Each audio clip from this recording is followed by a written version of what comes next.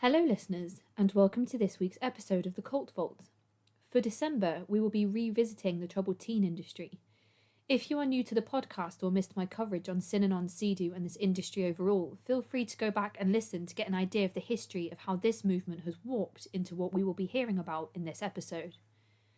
I'll be chatting with brother and sister Jeff and Jenny, who both spent time within CEDU in various programmes. For more information on the troubled teen industry and to help push justice further, you'll find more information at #BreakingCodeSilence and breakingcodesilence.net.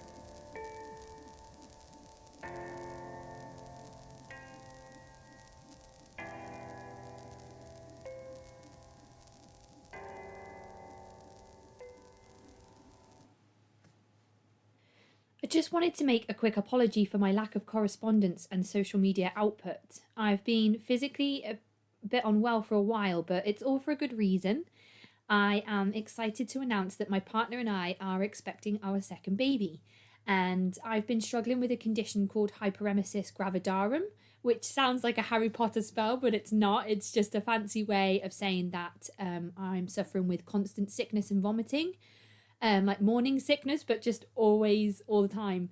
I've been spending some time in hospital receiving fluids and medication, but I do seem to be on the mend and doing a bit better. So I hope to pick up with the podcast at full speed, continuing with Patreon exclusives and my website after Christmas when everything is neatly wrapped up. But without further ado, here is Jenny and Jeff. So hello, Jenny and Jeff. I'm really excited to speak with you today. This is the first time that I've interviewed a brother and a sister at the same time and spoken about their experiences on the same subject. So you both attended CEDU at some point in your lives. Jenny, would you like to start by introducing yourself to our listeners and tell them a little bit about who you are? Sure. I'm Jenny Bentz, and I'm a mother. I have a 17-year-old son, and I live with my boyfriend, Matt, and my two dogs, Raiden and Cletus. I'm a dog groomer. I absolutely love dogs. I find peace in being with animals. That's definitely one thing that I've learned after I left CEDU is that I've always enjoyed animals, but it's comforting to have them with you if you have some anxiety and whatnot. But yeah. And whereabouts are you talking to us from today? Reading, Pennsylvania. And Jeff, are you talking to us from Pennsylvania as well? Well, I'm driving through New York right now, but I live about 20 minutes from Jen in Lancaster, Pennsylvania. Right. And what about yourself? Do you have any children or pets? I do. I have a wife, Tanya, and I have a daughter who's turning 3 in November named Gracie. I got twin sons that are 17 named Eric and Colin, and my stepson, Tony, is 20 years old. And we have a dog too. Cool. So you both have families, which is lovely. Are they, Jenny? Is your family? Are they familiar with your CEDU experience? Yes. Obviously my brother and his kids and my son and my boyfriend, and actually one of my nephews, Colin, he's been really into this and, talks to us about it and is interested. And so he's a really supportive little guy. And Jeff, that's one of your sons? Yes, it is. And that's really interesting because what age were you, Jenny, when you first attended CEDU? I was 12. You were 12, and what age were you when you left? 15. 15. So that's not far off Colin's age now, which is quite interesting, isn't it? Right. And Jeff, is that the same for you? Were you both sent there at the same time? No, I was sent there when I was 16. Right, which is closer to Colin's age. That's really interesting. I'm making a note to speak about that a bit later. 12 years old, Jenny, that's really young. I mean, why did your parents feel it was needed for you to attend a program like CEDU? They actually sent me away for prevention so that I wouldn't do drugs, so that I would get educated on how to live and not make those decisions on using drugs. And I never used a drug in my life at that age, ever. So you're 12 years old and your parents send you to CEDU because they are worried about the potential that you might use drugs. Yes. Right. Okay. Yes, that was their concern. That's very strange. Was that the same for you, Jeff, or was there a different reason? No, I was doing drugs. That's why they sent me, and getting into some trouble at school. And I think with that mindset and that fear that I put my parents in, that kind of encumbered them, to be, to think that was the best move for Jen, was to send her to avoid all this stuff. But, and she can contest to this. All that did was educate her on the dark side of all these things that she had never even experienced at that point. Absolutely. 100%. Okay. So is there a 4-year age difference between the two of you then? Were you sent to this program at roughly the same time? No, we're 6 years age difference. Jeff's 6 years older than I am. Okay. And he was sent to Ascent first and then RMA. So we were separated for about 5 years, which killed me. Okay. What, were you close when you were growing up? Always. Yes. Always. Oh. Gets me choked up because when they sent him away, it just, that was my first panic attack I've ever had when they told me that they sent him away. It just destroyed me. And how did that happen, Jeff? Do you know how your parents made that decision, and did they drop you off at Ascent, or what did that process look like? I didn't really have a nice transition. I kind of thought something was coming because there was a different vibe in the house. I kind of snooped around, found like a military academy form. They were leaving, drug test kits on the toilet, because I was smoking a lot of marijuana at the time. Okay. So it was leaning that way. So the way it happened was one night, the middle of the night, I got woken up by 2 large guys coming in my room and, turning all the lights on and saying, we can do this the easy way or the hard way. And I didn't even know what they were referring to. He said, just get up, get dressed, make it quick. And, took me outside, frisked me and everything before I got in the vehicle.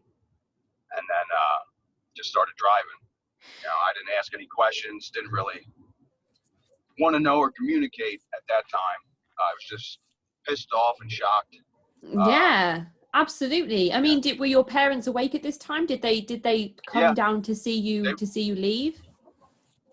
Yeah. And were you able to ask them what was going on? Did they give you any idea of what was happening? I said, what's going on right away, because I thought somebody was, something happened to somebody in our family. Yeah. But no, I just. Oh my God, I thought the same thing, thing, Jeff. Yeah. I looked at him and, my mom was crying and my dad was just standing there. And, I said, why the hell are you doing this? And I said, you know what, you're going to send me away. I said, when I come back, I'll be 10 times worse. And that's how we left. So from there, we drove to, I think, the Harrisburg airport and flew from there to Spokane, Washington, and then got in their vehicle there and had, I forget how long of a drive, it might have been 2.5 hours, I'm not sure, all the way out to that Ruby Ridge area where Ascent was. Yeah. And was this Bill Lane and Associates that took you that night? No, at that time in that area, they used Chuck Salent, which was the prevalent guy who was the bounty hunter. If people ran away, he would find them. There was kids who could made it all the way to Seattle, changed their name, dyed their hair, and within a month's time, he'd end up finding these kids and bringing them all back. And when you were taken, were you handcuffed in any way or restrained at all? I wasn't restrained. That's kind of where the warning came in, saying that they could do it the easy way or the hard way. They did show me handcuffs. That threat was definitely there. Right. And Jenny, how did your experience differ when you were kind of taken to was it Rocky Mountain Academy you attended? For me or for my brother? For you. The first place that I went to was Ascent. They started both of us off at the boot camp. Yeah. But when, one part about when Jeff got sent away was they had me sleep over at a friend's house, and it was a school night, and I thought nothing of it because we weren't allowed to do that during the week. But so that I wouldn't interfere, because my parents said they knew I would have come after those bounty hunters with whatever I have, because that's my brother. You know, they knelt down by my bed and woke me up, and right away I panicked, thinking something happened to my grandmother or someone in my family. And they said, "Wake up. We have something to tell you. We're sending you to that place that your brother's at," because I didn't understand what I did. So I kept asking, "What did I do? I don't understand what I did. I'm sorry." All I could say is, "I'm sorry, I'm sorry, I'm sorry." And, you know, then the escorts were there. And they said the same woman had to stay in there with me while I got changed, went to the bathroom and everything. And I can still picture my parents standing, you know, as the sun's starting to come up at the house.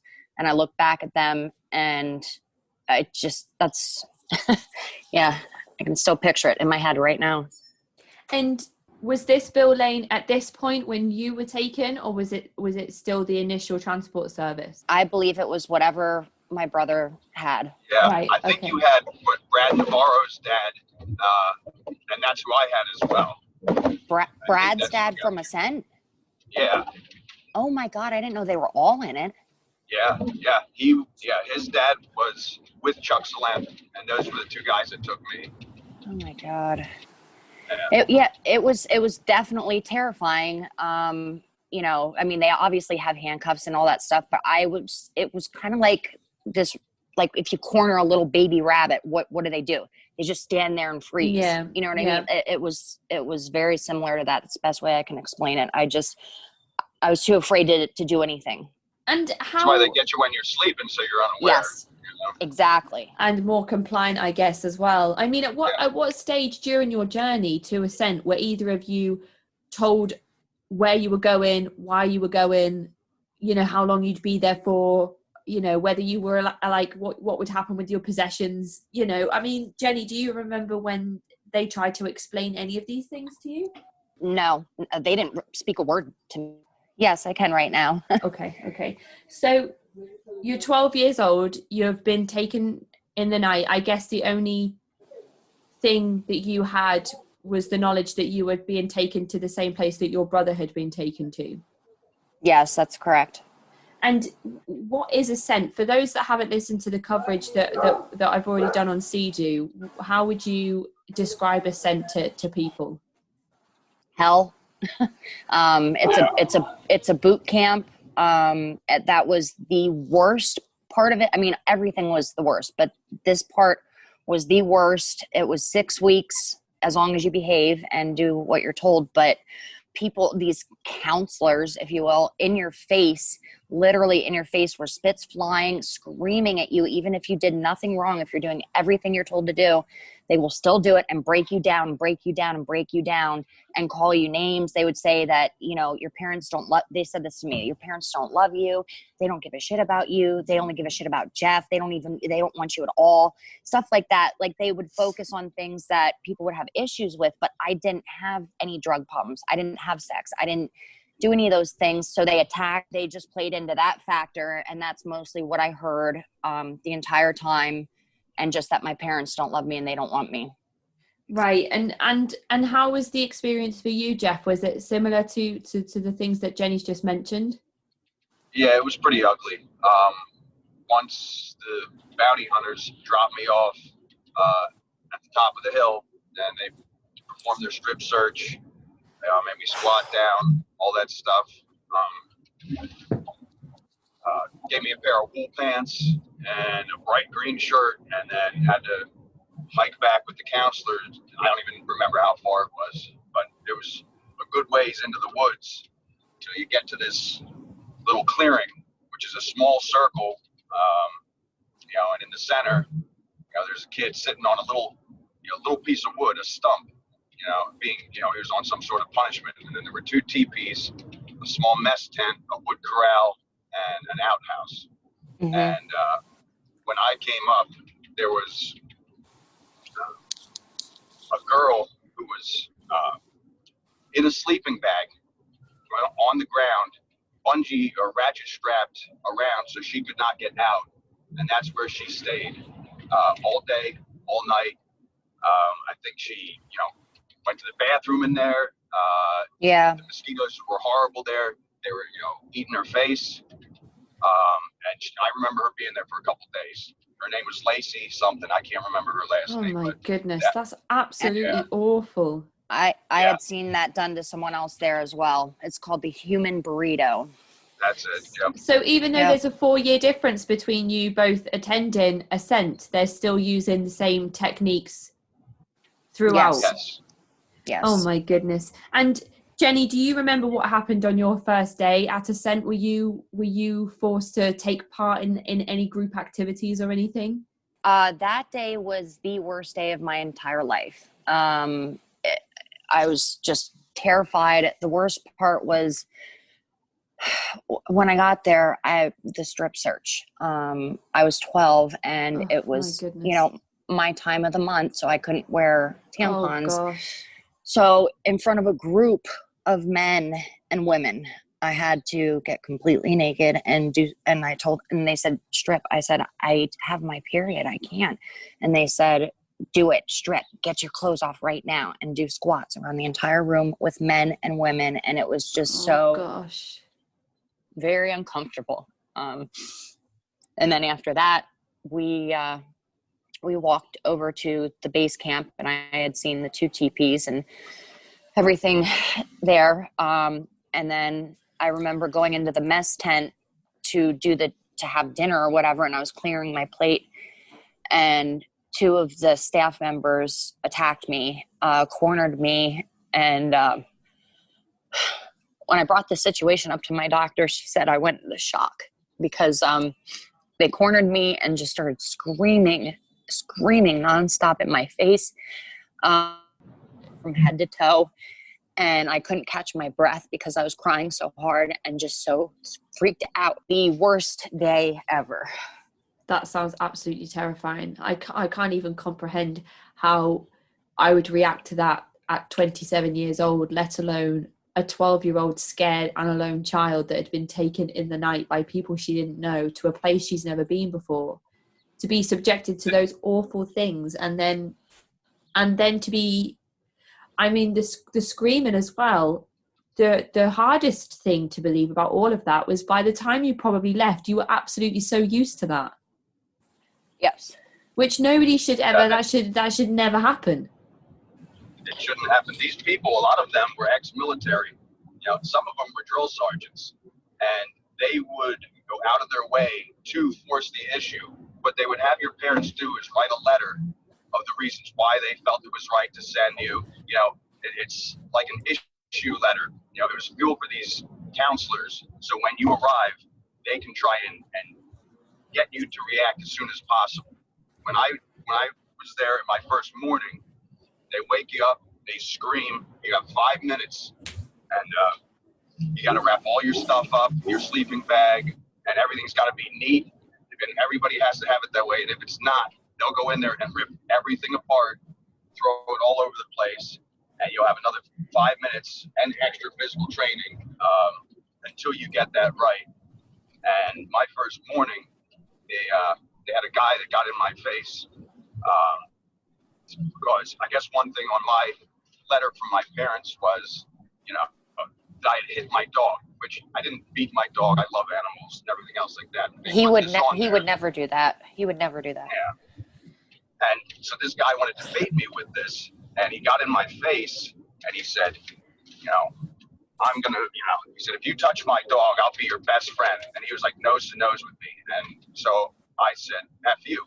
And then I noticed behind me, 2 other big guys were coming up behind me. And I had seen, what happened the day before. And I knew they were restraining people, like with a lot of force, like they would take people down, not with the intent intent of keeping them from reacting, but to physically slam them to the ground, Yes. like football tackle these people. So I knew what they were doing, so I just shut up from there on, and I just kept my mouth shut and observed, to the best of my ability. And do you think that a lot of the tactics that were used across the board at all the places that you visited within the umbrella of CEDU, all the tactics were used to purely make you compliant throughout your time there? Yes, definitely. Jenny, just while we're talking about Ascent, you mentioned something when we were talking about a different kind of experience that you had, which links back to the Paris Hilton documentary that I've just watched. Yes, that's actually a funny story. My brother and my parents know all about this even before she turned extremely famous. I met her at Ascent, and we were in the teepees because we had to sleep in teepees, and we were talking one night, even though we're not supposed to speak at all. But she and I were talking, and so was another girl named Kylie. And Paris had just gotten back from her wilderness. What was that called, Jeff? Wilderness Challenge? Yes. Okay. She just got back from Wilderness Challenge, where they go out in the back with your backpacks for 2 weeks. And she got back. That was called Course, I think. Oh, Course. Yes. At Ascent was Course, and at RMA it was Wilderness Challenge, right? Yeah, you got it. Oh, okay. So she had just gotten back, and she said that she had this thing called goat's beard, which is some type of tree, not moss as in damp, but it's something on the trees. Anyways, she said if you smoke it, it'll get you high. And so we're all talking about it, and I said, yeah, I guess, why not? I'll try it because I'm here for no reason. May as well make it worth it. So we rolled it up in notebook paper and, smoked it. Nothing happened, of course, but there was another girl in the teepees that was awake and just didn't say anything. But then the next morning she ratted us out. So the three of us that were involved did a 4-hour PT, and I'm pretty sure it was on the 4th of July, but not 100%. But then the rest of the kids got to sit and watch us do the physical training for 4 hours straight. And Paris had to call my parents to let them know what happened because they were, blaming her or whatever. So my parents got a phone call from her. So now every time we see her on the news or whatever, we all giggle about it. And, I feel like an ass because I smoked goat's beard. Were you similar in ages then when you first met her? I was 12 and I believe she was 16. Right, okay.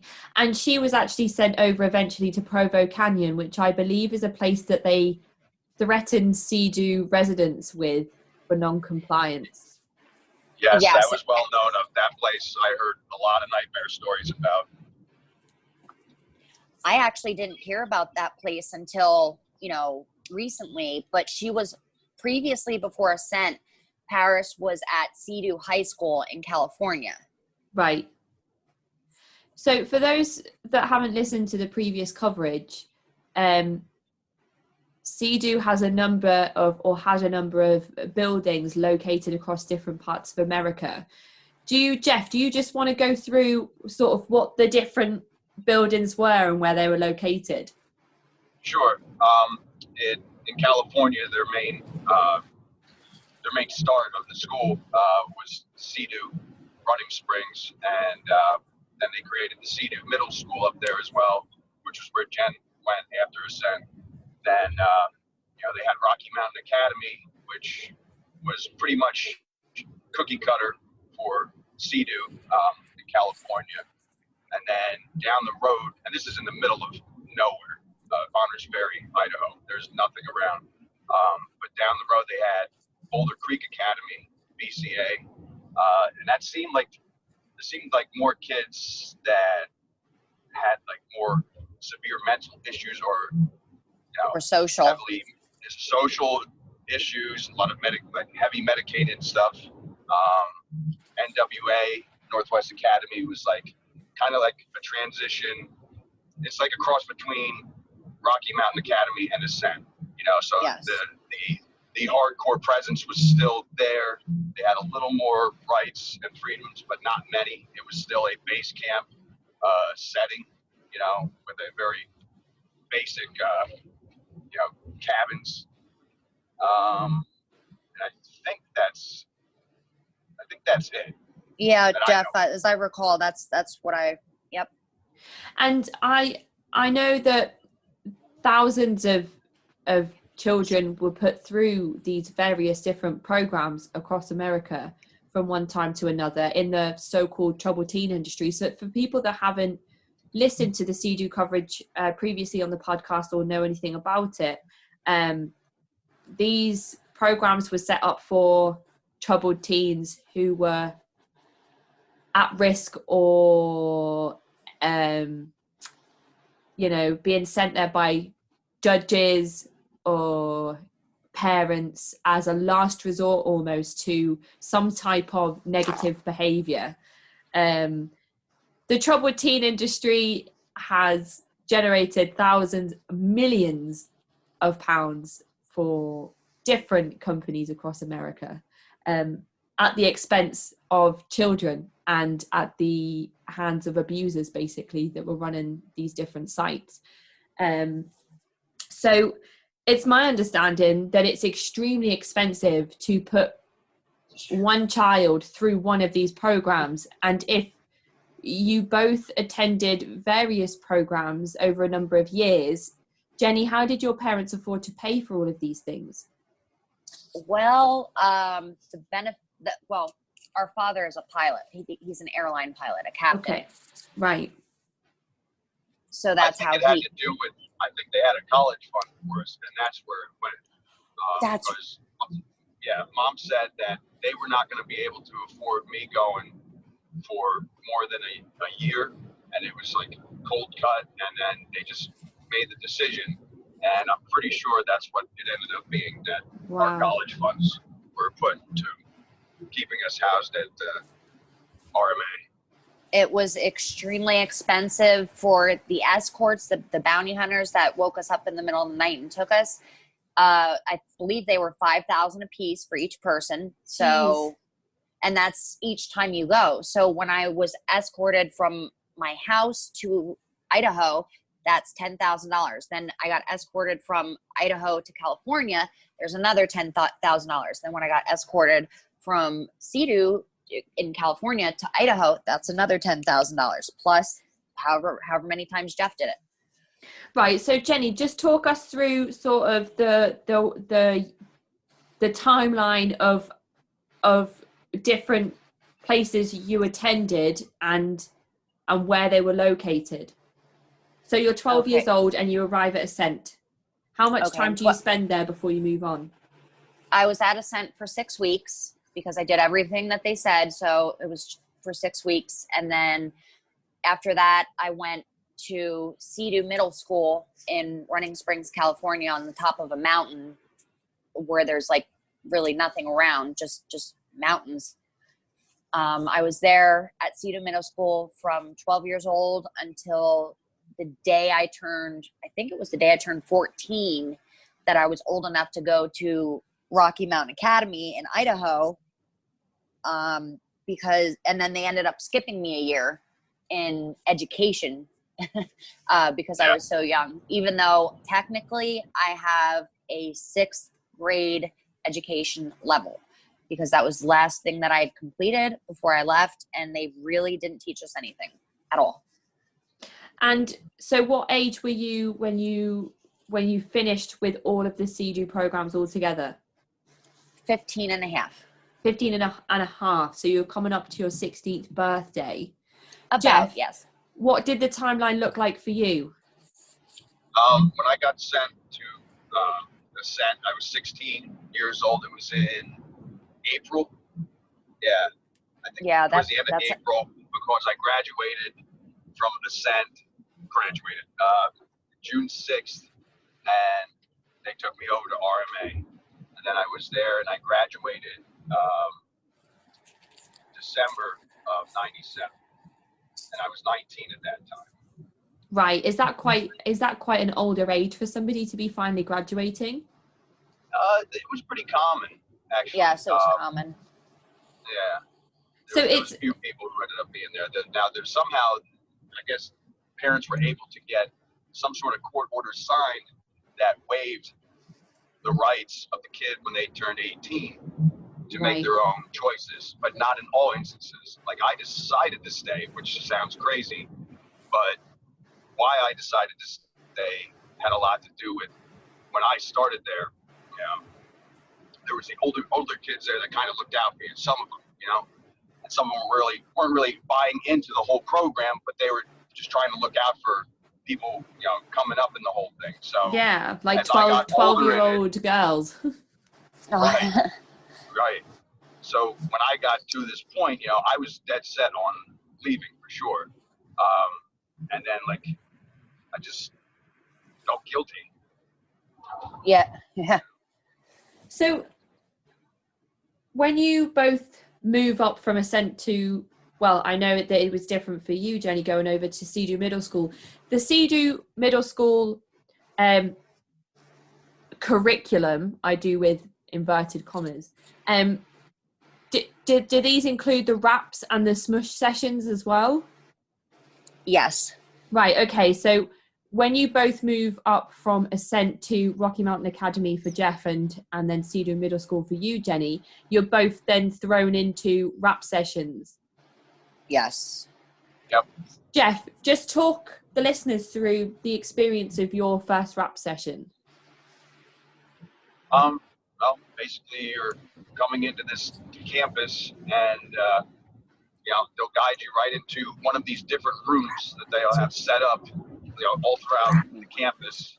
And you'd have, 15 to 20 kids, 1 to 2 counselors, and it would be, highly aggressive, verbally, people screaming right away.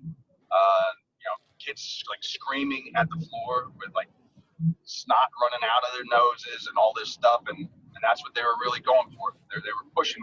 That was good for kids to do this stuff, and it was just a crazy scene to be in the middle of nowhere in this room. You can't get anywhere away from the insanity that was going on.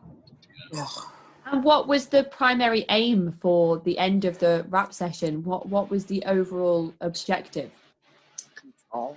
Well, for the person in question to break down and scream at the floor, do their work, get all the feedback, have pretty much everybody in the room, ripping that individual, and then just walking out beat. I think it was a person who was on a restriction, like a full time, and that was, that's the goal. Those people, right, take priority first and are hammered for a good portion of the time. Okay, so a restriction or a full time is basically somebody that's fallen out of line with the rules within Correct. the program. And Jenny, what was your first rap experience? How do you remember it? To be completely honest, I do not recall my first rap experience. I think that's quite a familiar story with a lot of the younger CEDU members that I've spoken to. Yes, I definitely remember my first prof eat, but when it comes to the first rap, I definitely don't remember. Some of it's a blur, but some of it's right in your face, details. And did you become familiar with the structure of the rap sessions by the time you moved back over to Rocky Mountain Academy? Oh, absolutely. So you were almost like a well-versed professional, but when you enrolled finally old enough to attend Rocky Mountain Academy. Yes, you're 100% correct. I just realized when I was there after I left Ascent that I need to do whatever they say, even the crazy stuff that doesn't make any sense. I just had to do it in order to keep them away from me and not attack me as much. Right. Right. Because if you're quiet, they'll attack you more. And that would have been my thing. I would have been quiet because I didn't want to deal with this stuff, but They'll attack you if you're quiet. They'll attack you for anything. anything. So it really, I don't know. I feel like I lost, I wasn't myself there. Obviously a lot of people weren't, but I turned into their puppet, and I feel awful about that because that's just not my style. And, you know, I just, it's just not like me. Did you have anybody in your Ascent program that was held back for not completing everything correctly in the 6 weeks they were there? Oh, I'm sure there were a few people. I can't remember the specifics of who it was, but yes, absolutely. You know, they will definitely hold you back if you don't do exactly what they say. So that, again, that's why I wanted to get out of there as fast as possible. I knew my parents would not pull me from the program. I knew they wouldn't bring me home until I completed everything because my brother went there first. Right. So that's how I knew, you know, so that's why I never tried to run away. I never tried to do anything that I thought about. Just play the game. And did you ever cross paths during your time with any of these places? My brother and I? Yeah. Oh, no. He came to my graduation, if that's what you want to call it, from the boot camp at Ascent. And I couldn't let go of him when we hugged. I just wish that at least if we had to go through that, we would have been together, but we weren't. We were separated the entire time. Did you know, Jeff, that Jenny was attending the programs when she got enrolled? Yes, my parents told me that that's what they were doing. And, you know, I didn't hear of anything that she was really doing to go to that point, to go to that extreme, other than they had a fear. And it was all fear-based. You know, it was a tough thing to imagine her being sent and going through everything I went through, especially at her age. You know, yeah. They kind of dulled it down with the idea that she was going to the middle school and it's not anywhere near as aggressive as this, even though they didn't really know the level of aggression that was involved.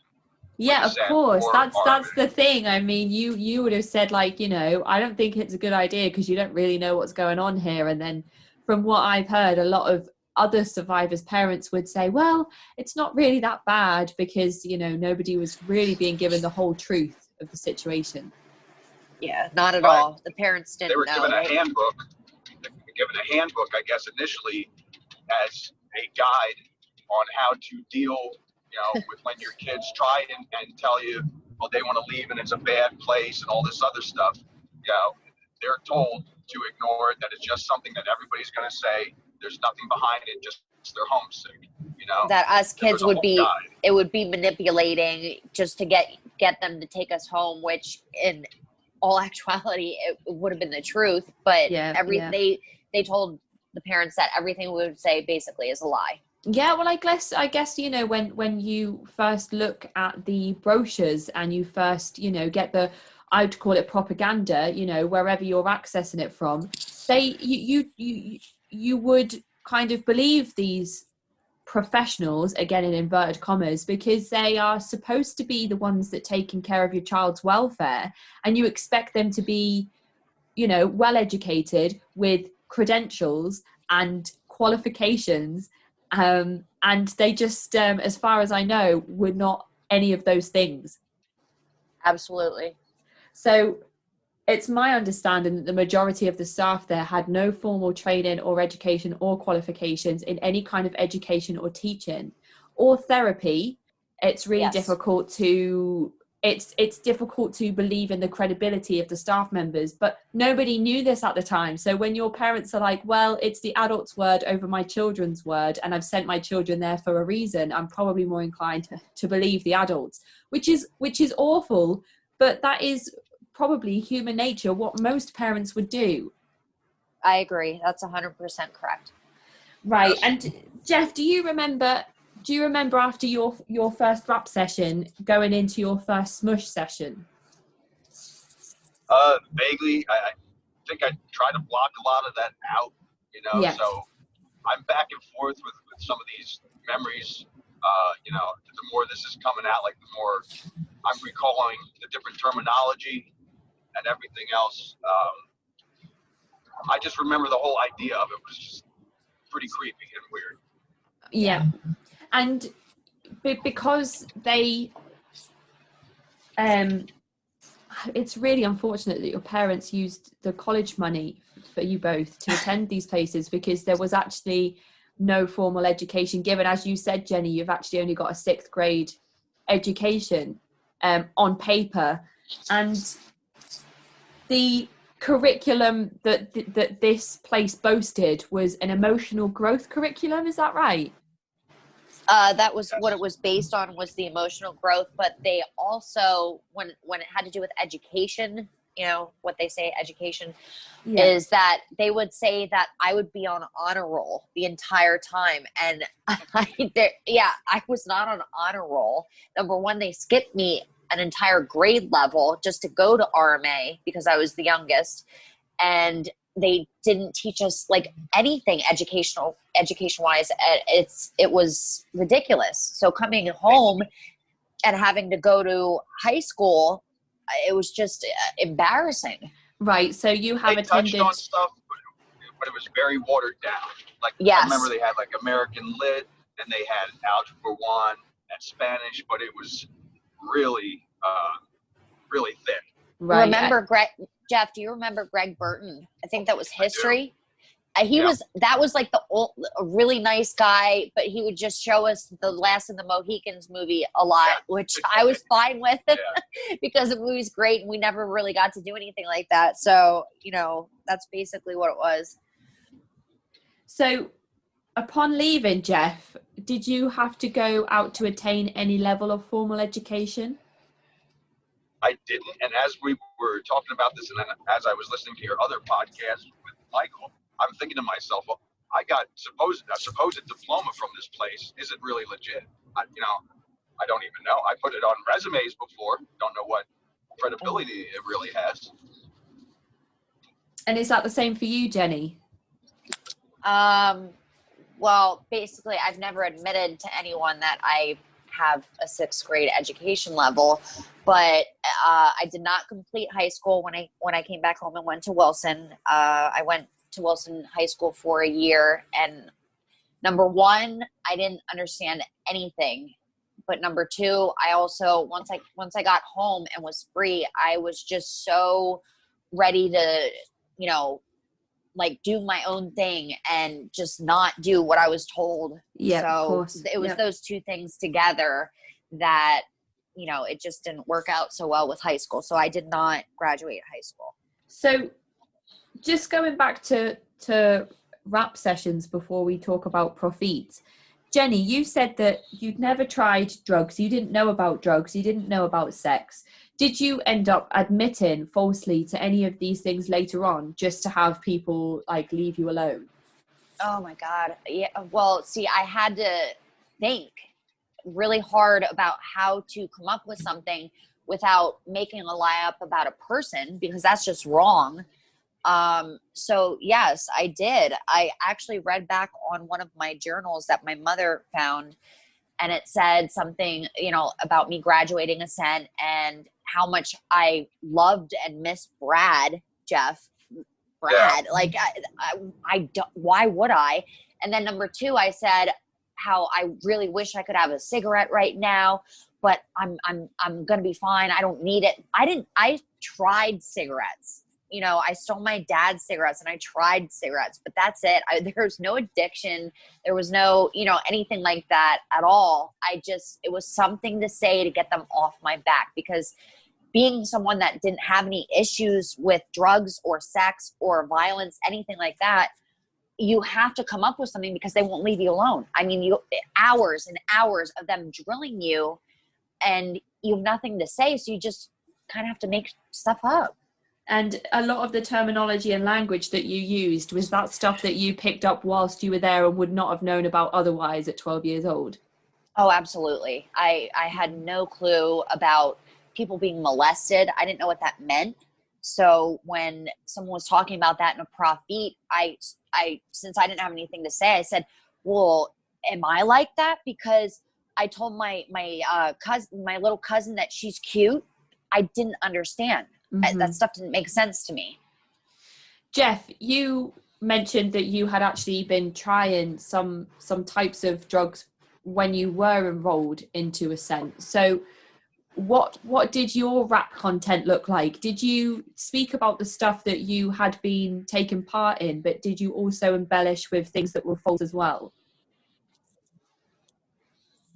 No, I didn't embellish because I had a pretty decent laundry list that came along with me with that letter that my parents wrote. So there was some content there. And you mentioned, Jenny, you remember your first profit. Can you just explain to the listeners what a profit is and what your first experience was like? The profits are, you have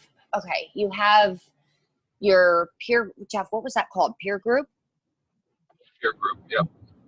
Peer group. Okay, so you have a peer group, and what a peer group is a group of people, a group of kids that you go through the profits with together each time, the same kids, and you do a lot of things together, and you will graduate from the program together. So my first profit that was at the CEDU Middle School, it was called Truth. And that's when someone mentioned something about being molested, because you're supposed to bring out all of your secrets and things that have happened to you or things that you have done, you know, that you shouldn't have. You need to confess, stuff like that, all about confessing. And, you know, as I said earlier, someone brought it up about being molested, and I just didn't understand. So it was really difficult for me to go through these things because I just didn't have anything to say. But there was the Truth, which was one day. There was the Children's Profit, which focuses on the things that you've done in your life that damaged your inner child. Brothers, Jeff, was that next? The Brothers. I think the Brothers, and then the Discovery 3-day deal. Okay, yeah, and then there was the Summit.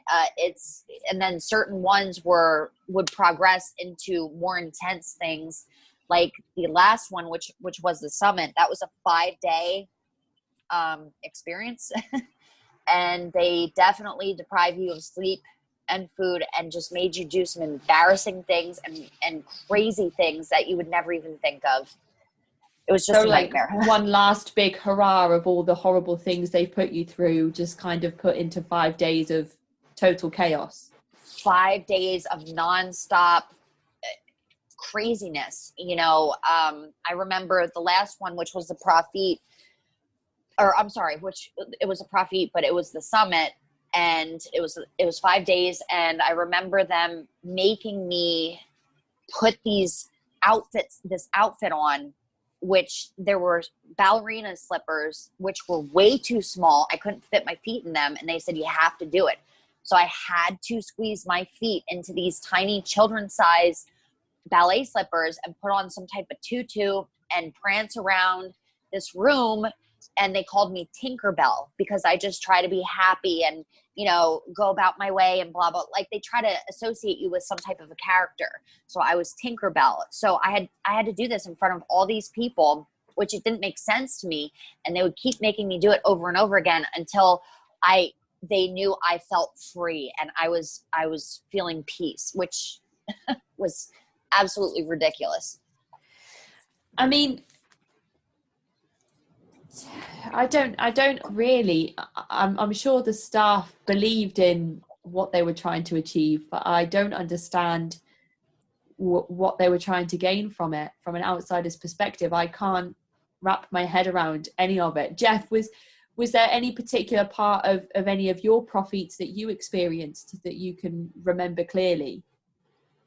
That's a tough one. There's a lot of blocks in there too, but the one that I do remember, it was called the I Want to Live. And, you know, you'd be on the ground on all fours, and the staff would like push you down and shove your shoulders like they're trying to shove you into a grave.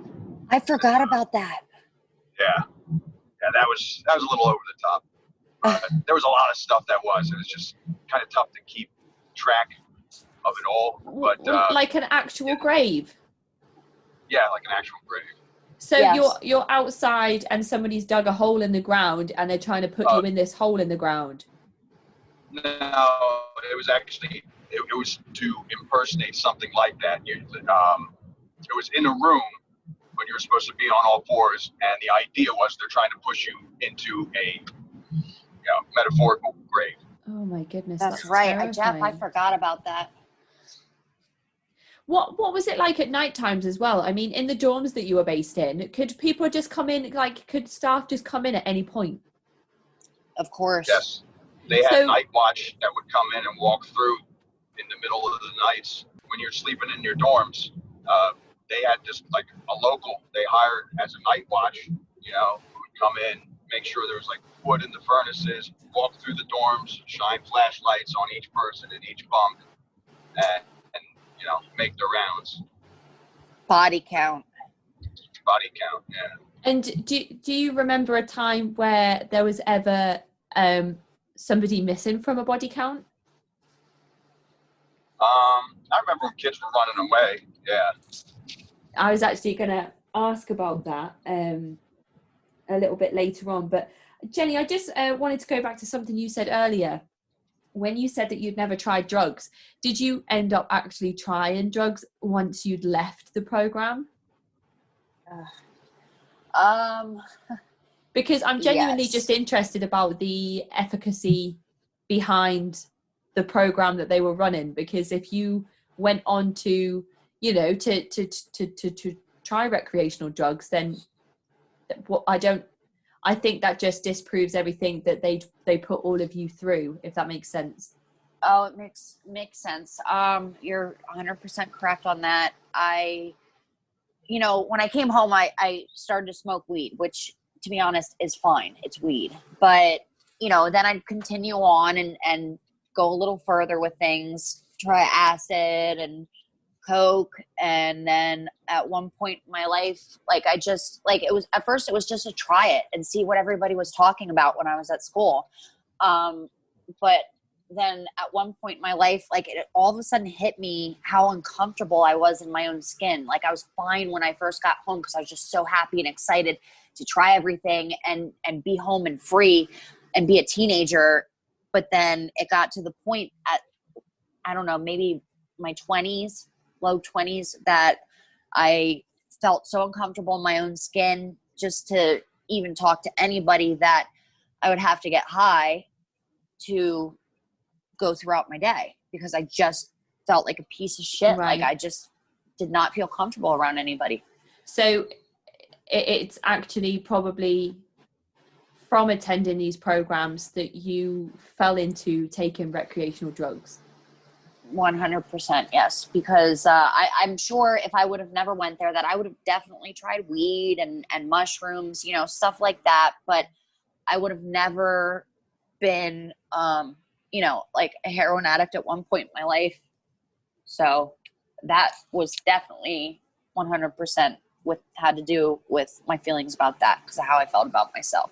Right. And I know that there's a lot of gaslighting that happens with CEDU survivors, and people come out of these experiences and for years have that self-blame mentality, which you're talking about here. Jeff, is that similar to what you experienced when you left the programs? It is. It was a really tough transition, because you come out of a place like that in this tiny bubble, and you're an open wound. They've broken you down, and your whole mentality has changed. You haven't been a part of normal society for that amount of time, and especially as a kid, I had a really tough time readjusting. I actually ended up getting back into drugs for a little bit too, until I could, see things more clearly and, start understanding why I was doing what I was doing, and invest a little more interest into why, what was fueling, the reasoning behind starting to do drugs again. Right. And I mean, what steps did you take to prevent yourself from falling into that sort of dark hole of substance abuse? Well, it was just a point of pulling myself back out of it, as I gotten older, I had my sons, and, they were really important, and still are very important to me. Do you think that's the same for you, Jenny? Starting a family has kind of given you a new direction to take? I got pregnant with my son Andrew when I was 17. I actually could not wait to have a baby because I just wanted to start my own family and have someone love me unconditionally the way that I'll love them. And it was rough, because I was so young, and it was with definitely the worst person you could pick.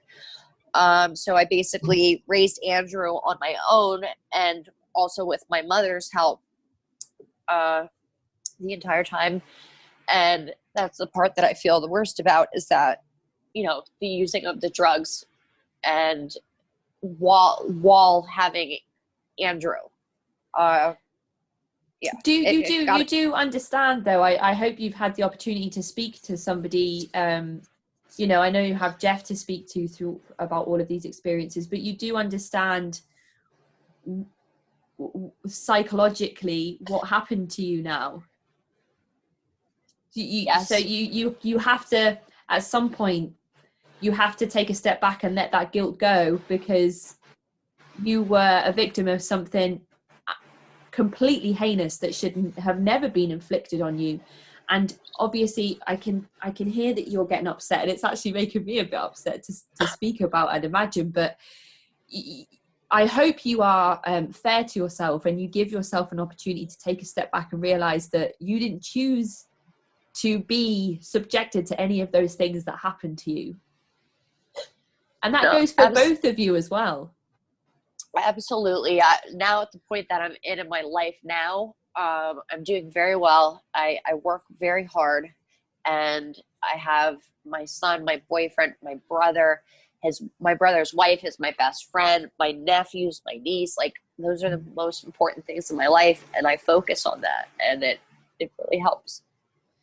I mean, I've spoken to a few people that have written memoirs and testimonies. Michael himself, was working on a screenplay, which just, it was a way for people to talk through their experiences and just kind of bleed it all out, almost out of their systems, and have a place to just put it down and lock it away.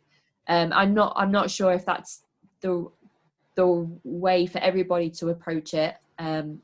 Obviously Paris Hilton has just done her documentary, which a lot of it focuses on her brand, but some of it definitely does look at the troubled teen industry and the problems with it. But it sounds like you've got a really wholesome unit now. Jeff, do you feel wholesome in your situation? Do you feel kind of like that you can talk through these things with people and kind of gain a level of trust and know that people understand where you're coming from? I do. I definitely feel very fortunate. Always wanted a family, and very, very thankful to find some peace in me, as and to have these people, in my life gives me.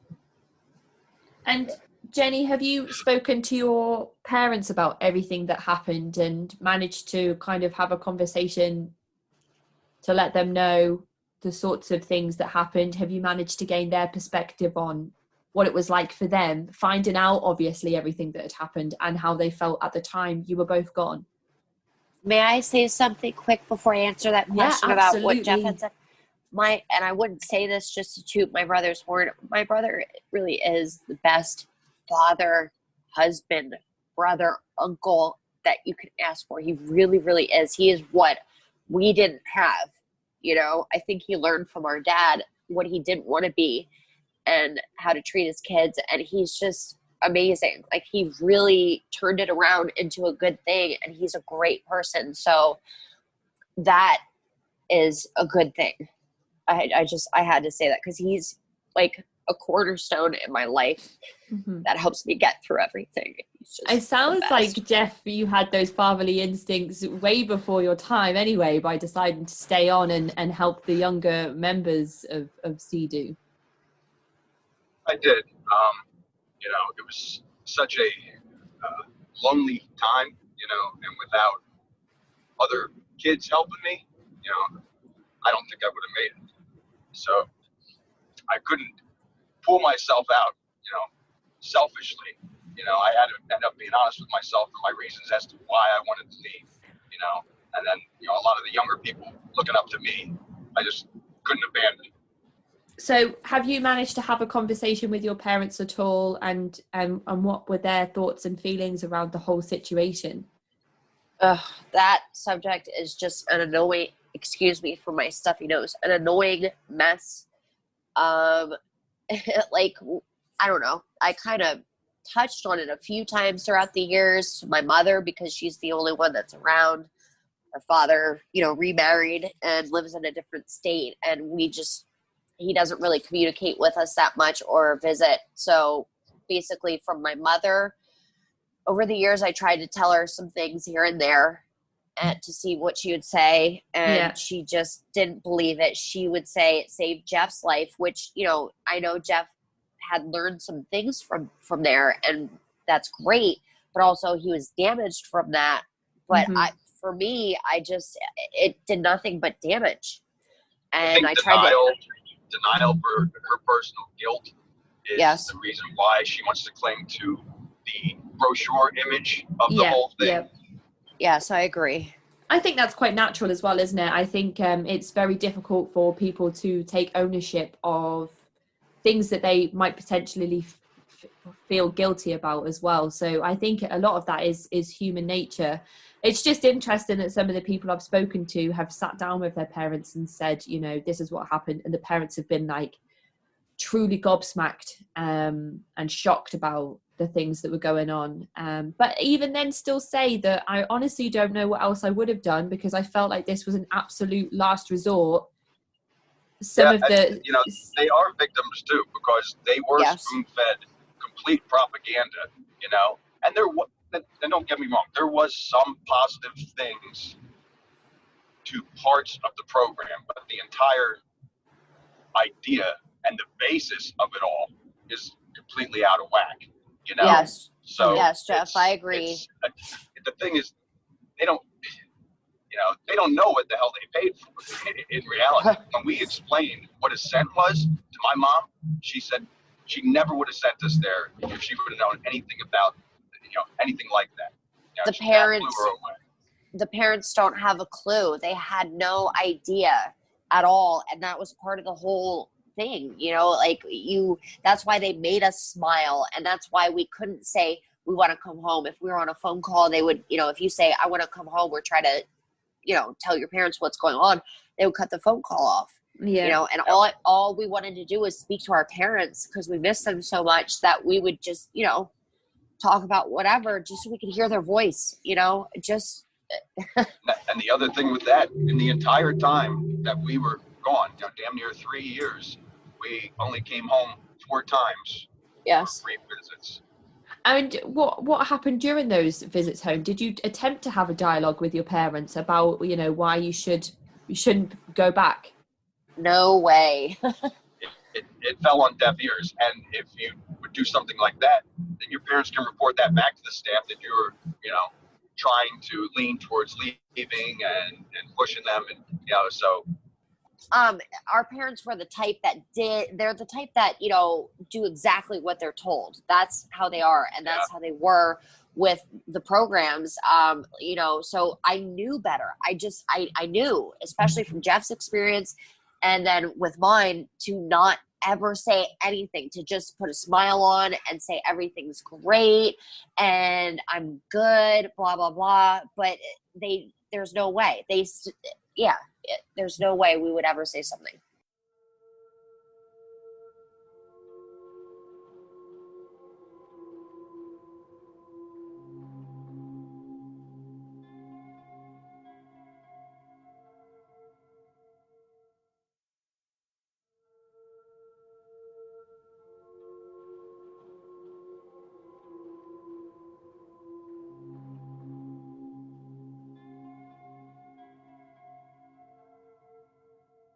So you were allowed to have these phone calls every 2 weeks, and how long did they last roughly? 10 minutes, right, Jeff? Minutes. Oh, 15? Yeah, I think it was Okay. 15. And there was a staff sitting in the room with you to monitor the calls, of course. And it's my understanding that if you were to kind of try and speak about the things that were happening, they would phone your parents back later to let them know that you were simply manipulating your parents. Yes. Yeah, they would just put it on the kid and say they were, they're just having a bad day and all that stuff. Same with if you were sending a letter to a loved one, you could not seal that letter. They would read the whole thing. If they didn't agree with it, they'd throw it in the trash. You'd have to write another one. Absolutely. So you could never have an honest conversation with your parents about anything. You just had to put the front on so you could go throughout the years as fast as possible, even though 3 years was not fast at all. So you could get out. That's it. Yeah. I'll ask you this question first, Jenny. Is there any staff member that you particularly remember? And if there is, why do you think that is? Oh, yeah. There are 3 that I can think of in a negative way and 1 I can think of in a positive way. There were 2 at Ascent, the boot camp, Pat and Justine. And they were the worst thing that I ever came across in my life. And I just thought it was so awful, the things that they did to people, but especially to me. They were the ones that cornered me that night, my first night. And I just have so much hate in my heart and everything in me for those people that did that, because they just enjoyed like scaring the shit out of these kids. Like, they got off on it. Yes, whoever could, bully the kids down the most and break them down the most was the coolest out of the group. It was awful. It was horrible. So those 2 I remember from Ascent, and I will never forget them as long as I live. And then at Rocky Mountain Academy, I was terrified. I mean, I would literally shake. Sheila? Yes, Sheila. Yep. I would. Oh my God, and not only was she scary verbally, she was a brute. I mean, she had the body and size of a linebacker. She was huge. And that voice of hers, oh my God. And she just would not let up on me or anybody else. That she could be really relentless. Yeah. She terrified me. She absolutely terrified me. Like, we were able to request people for raps, like put in a little anonymous or a slip into the box and say you want to request someone for a rap that you have to talk to them. I would request another staff member or someone else that wouldn't be in her rap just to avoid her. I would shake. Yeah, a lot of people did that. Yes, I would shake uncontrollably on a Monday, Wednesday, and Friday, because those were the rap days. And I could not control. A lot of our anxiety came from. Yep. This pre-rap crap. Monday, Wednesday, and Friday, nonstop, 3 hours. It was just the worst feeling. You've painted a Miss Trunchbull picture for me of this Sheila woman. Oh. Would that be accurate from Miss Trunchbull from Matilda? That's times 1,000. Yes. That's the image that you've painted for me with the voice and the stature. Jeff, such a bully. What about you with your staff members? Well, with RMA, I agree with Jen. Sheila. And like, she would enjoy that. She liked being the powerhouse too. And I think there was still a good side to her too, which I think there's good sides in damn near everybody. But not Pat and Sheila. Some of those, and people at Ascent, there was a lot of dirty, nasty people there. And one that got in my face that first morning and tried to break me, his name was Clark. I don't remember his last name, but God. He would badger me, and he picked me, and he would try and turn the knife on me every chance that he could. I forgot about him. Him for me. This sounds like Michael's experience with Russ Decker when he speaks about his experience with him. And I just wanted to clear up for all the listeners, especially if there's any CEDU survivors listening, that your last name is no relation to Rudy Bennett. No. That's right. Oh my God, no. We saw that on the internet, and Jeff and I bugged out about it. I'm like, how in the hell does this guy have the same last name as us when our not name a is common extremely, no, it's extremely rare. And I'm like, oh my God, no way. Yeah, Oh. because he's been described as one of the worst as well. So I've Yes. heard that. Yeah. I've read So- the stories online. Jenny, you mentioned a staff member that you think wasn't all bad. Was this the guy that used to show you The Last of the Mohicans? Oh no, that was actually a good guy. That was supposed to be a teacher, but Greg Burton was a good guy. But when I was at CEDU Middle School, there was this man that was so nice to me, and he was just great. Craig Grimm, he was so nice, and he didn't do the attack stuff to us. You know what I mean? Like, he taught me how to fly fish because I love fishing. He taught me how to fly fish on a basketball court there so I could learn, because, we couldn't really go out anywhere. But he was just a good guy. I think it was just, he was doing it for a job to have some money, but he was good to us kids. Yeah. And that meant the world to me. So when I had to leave to go to Rocky Mountain Academy and transfer schools, he even played a special song for me, and just said how much he's going to miss me. And I truly felt that. So it was nice to have one person, kind of looking out for you. But then again, it was really hard to leave him. So you mentioned before that you think that some of the staff members were trying to almost outdo each other with the level of abuse that they could inflict on the residents there. Do you think that the staff, for the most part, enjoyed the experiences that they were inflicted on people? I think some did, Yes. and some didn't. I think, you could look at it in many different ways.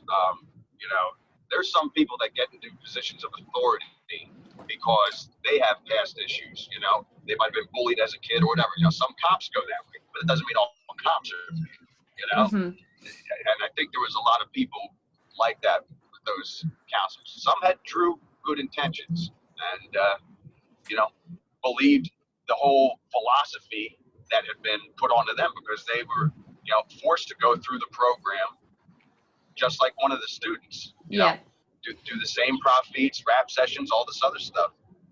But yeah, there were definitely some who were vindictive. We actually had, I'm sorry. No, you go. We actually had a staff member that used to attend Rocky Mountain Academy. She was a student there and then decided to come back to be a staff member. I think that's where it's very strange, and what we were talking about before we started the interview about how a very small percentage of ex-residents will come forward and say that they didn't have negative experiences whilst attending these programs. And I believe personally, from what I've read, although obviously this is purely my speculation, those were the types of people that would enroll themselves as staff members in the program once they'd graduated. I see that as kind of 50-50. Some people definitely did benefit from it, because they were having tough times in their lives and they were in danger from the things that they were doing in their life at that time. But then there's the other side of the people that, just got warped. It stuck in their mind, and that's the way life is. And they just got, sucked into it and continued their life like that. So I think with the program in general, because I'm torn with it too. There were some positive things, but I don't know if it was like the philosophy. I really don't know if it's that. I think being forced into a situation at a young age and having to survive it and find your inner strength, that is what I took out of it the most. That and being in nature, it was beautiful.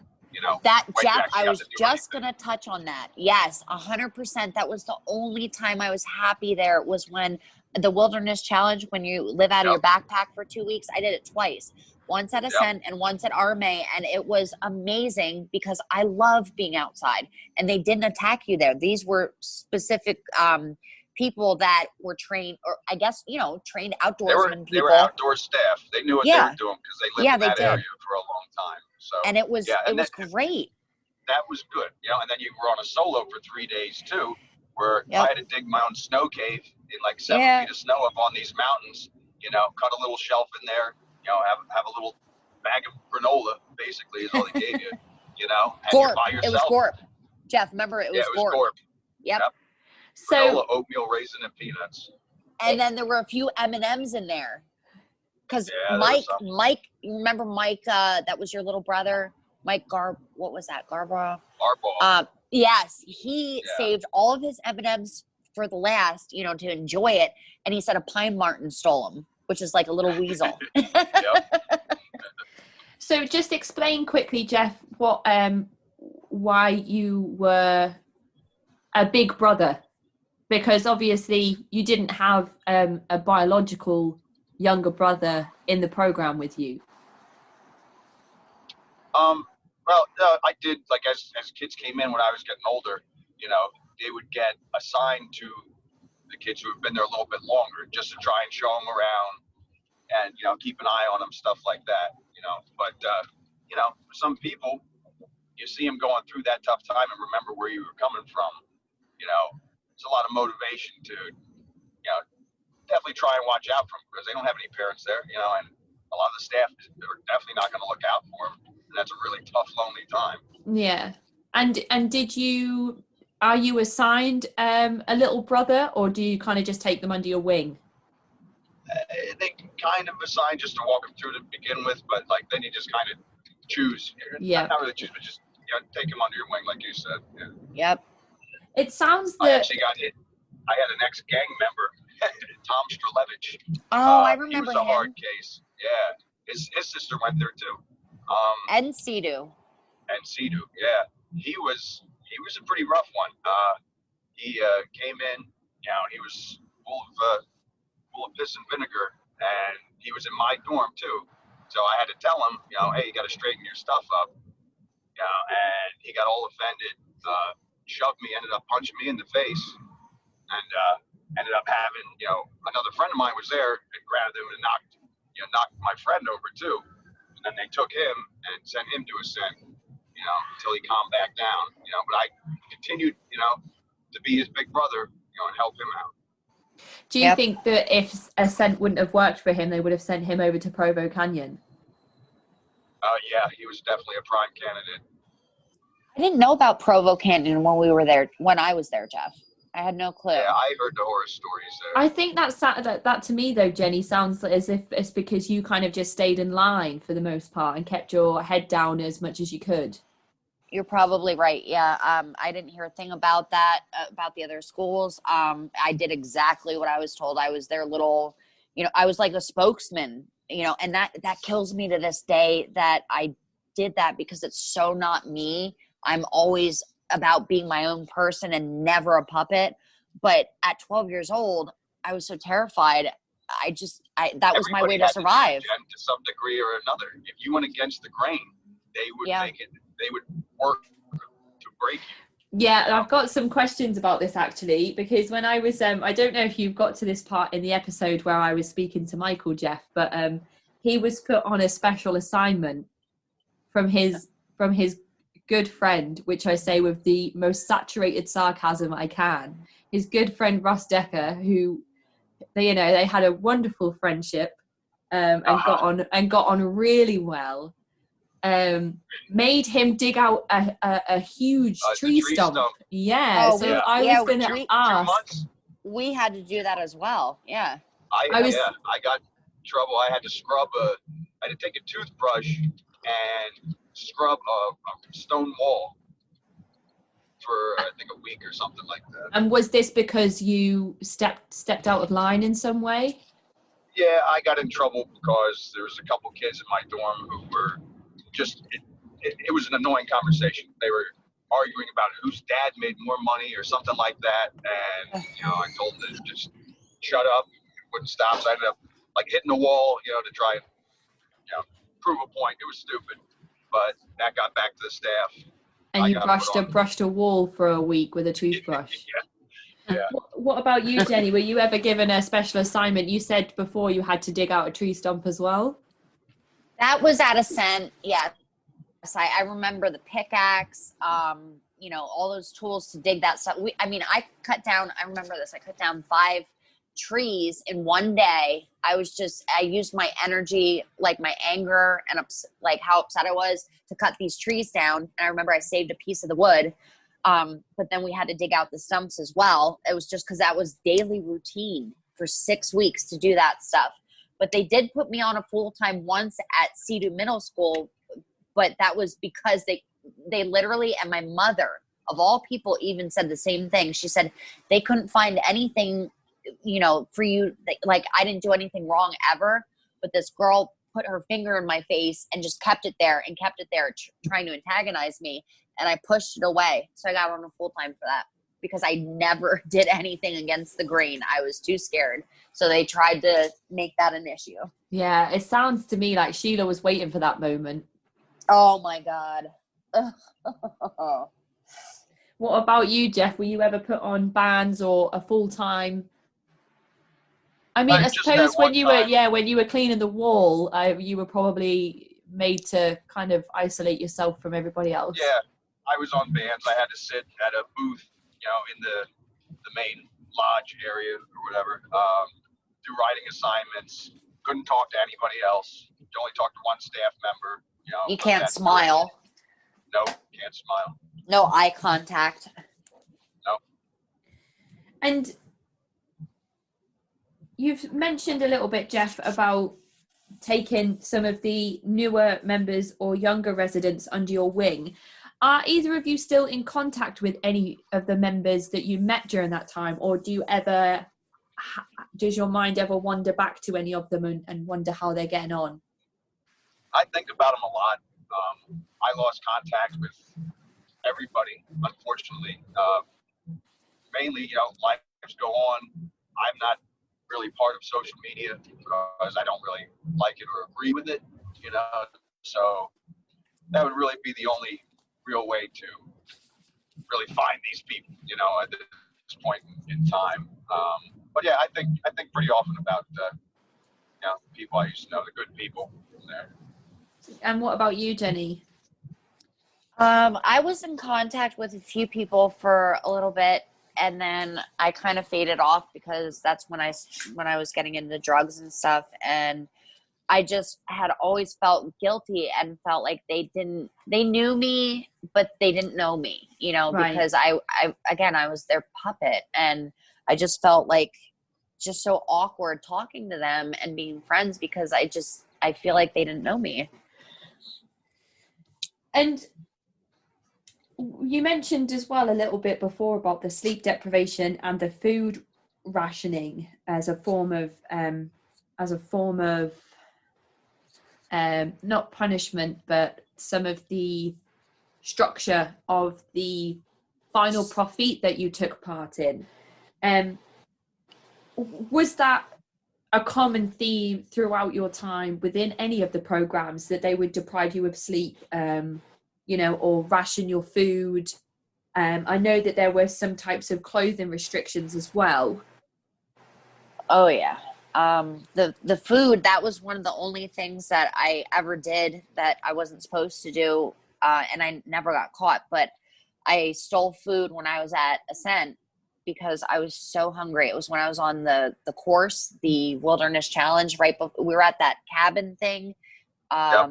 Then with the guy named Fox, right before we went out into the woods and with our backpacks, and I stole peanut butter and jelly because I was so hungry. I was starving because their thing was 12 hours of work, 12 hours of sleep. So 12 hours we were doing PTs, physical training, and cutting down stumps, hauling logs, all that stuff. So you get pretty hungry. And were you ever, were you ever told that, Michael mentioned before that some people who look like they might be putting on weight would be kind of have their food portions taken down and things like that? They would definitely monitor that stuff and watch over it. If somebody came in too thin on the other end, they would try and, push more food on them. Oh, at yeah. the actual schools, like during normal days, food was there. It was available. It was more towards profits, wilderness trip, stuff like that, and Ascent Yeah. for sure. Ascent, they Yes. definitely did not give you much. When we were on our course, I guess somebody stole a jar of peanut butter. So I had no idea who did or what happened there. But when we came back, our punishment was that's all we could eat was a bowl of peanut butter at each meal for a week straight, and then no water while you're eating too. Yeah, the thing I can't get out of my mind is I will never touch the refried beans again for the rest of my life. It's a joke between my brother and my boyfriend and I, because it makes me gaggy just looking at it, because we had to eat that, and you will eat whatever they give you because you're so hungry. So I had refried It's beans. not just eating it; it was the cleaning. Yeah, it was. Yeah, Cleaning the bowl when you're out cleaning. on the course, then it would get cold. You'd have to wipe it out and then wipe it with your finger and eat it And lick it Eat clean. it. Because you have one bowl and you don't have any water to use for it, so you have to lick it clean of these refried oh god, it makes my stomach sick. So yeah, we think about that to this day. Yeah, interesting how different smells and foods can be triggers for people though. Absolutely. Do you remember having any sort of, I know that personal possessions were sort of restricted and taken away from you until you finished or graduated, but do you remember having anything personal sort of removed, like a diary taken away or anything like that? The only thing personal I can think of is before I went to school, I gave my brother my favorite raccoon stuffed animal. And he kept that the whole time. And then he gave that to me. And then I passed that down to someone that was important to me before I left. Like, you pass along things to your friends that, mean something to you. But that's the only thing I can really think of that was personal.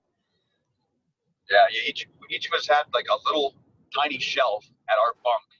And you could have a couple little things there, a little picture, of your family or whatever. But you really didn't have much possessions. You were pretty much standard, like from commissary. You had the same clothes. Everything was a controlled deal.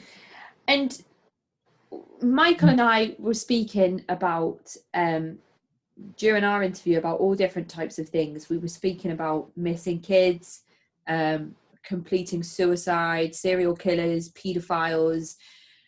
Did either of you remember any of these things that happened? I know that when people talk about CEDU, they focus on these things because obviously I think serial killers and child sex abusers are more, quote, interesting, so to speak, to mainstream media than maybe the psychological abuse of children would be. So I don't like to focus too much on those things. And I know that the Lost Kids podcast focused a lot on that as well. But I think it would still be interesting for me to know whether you two experienced any of those things during your time at any of the programs.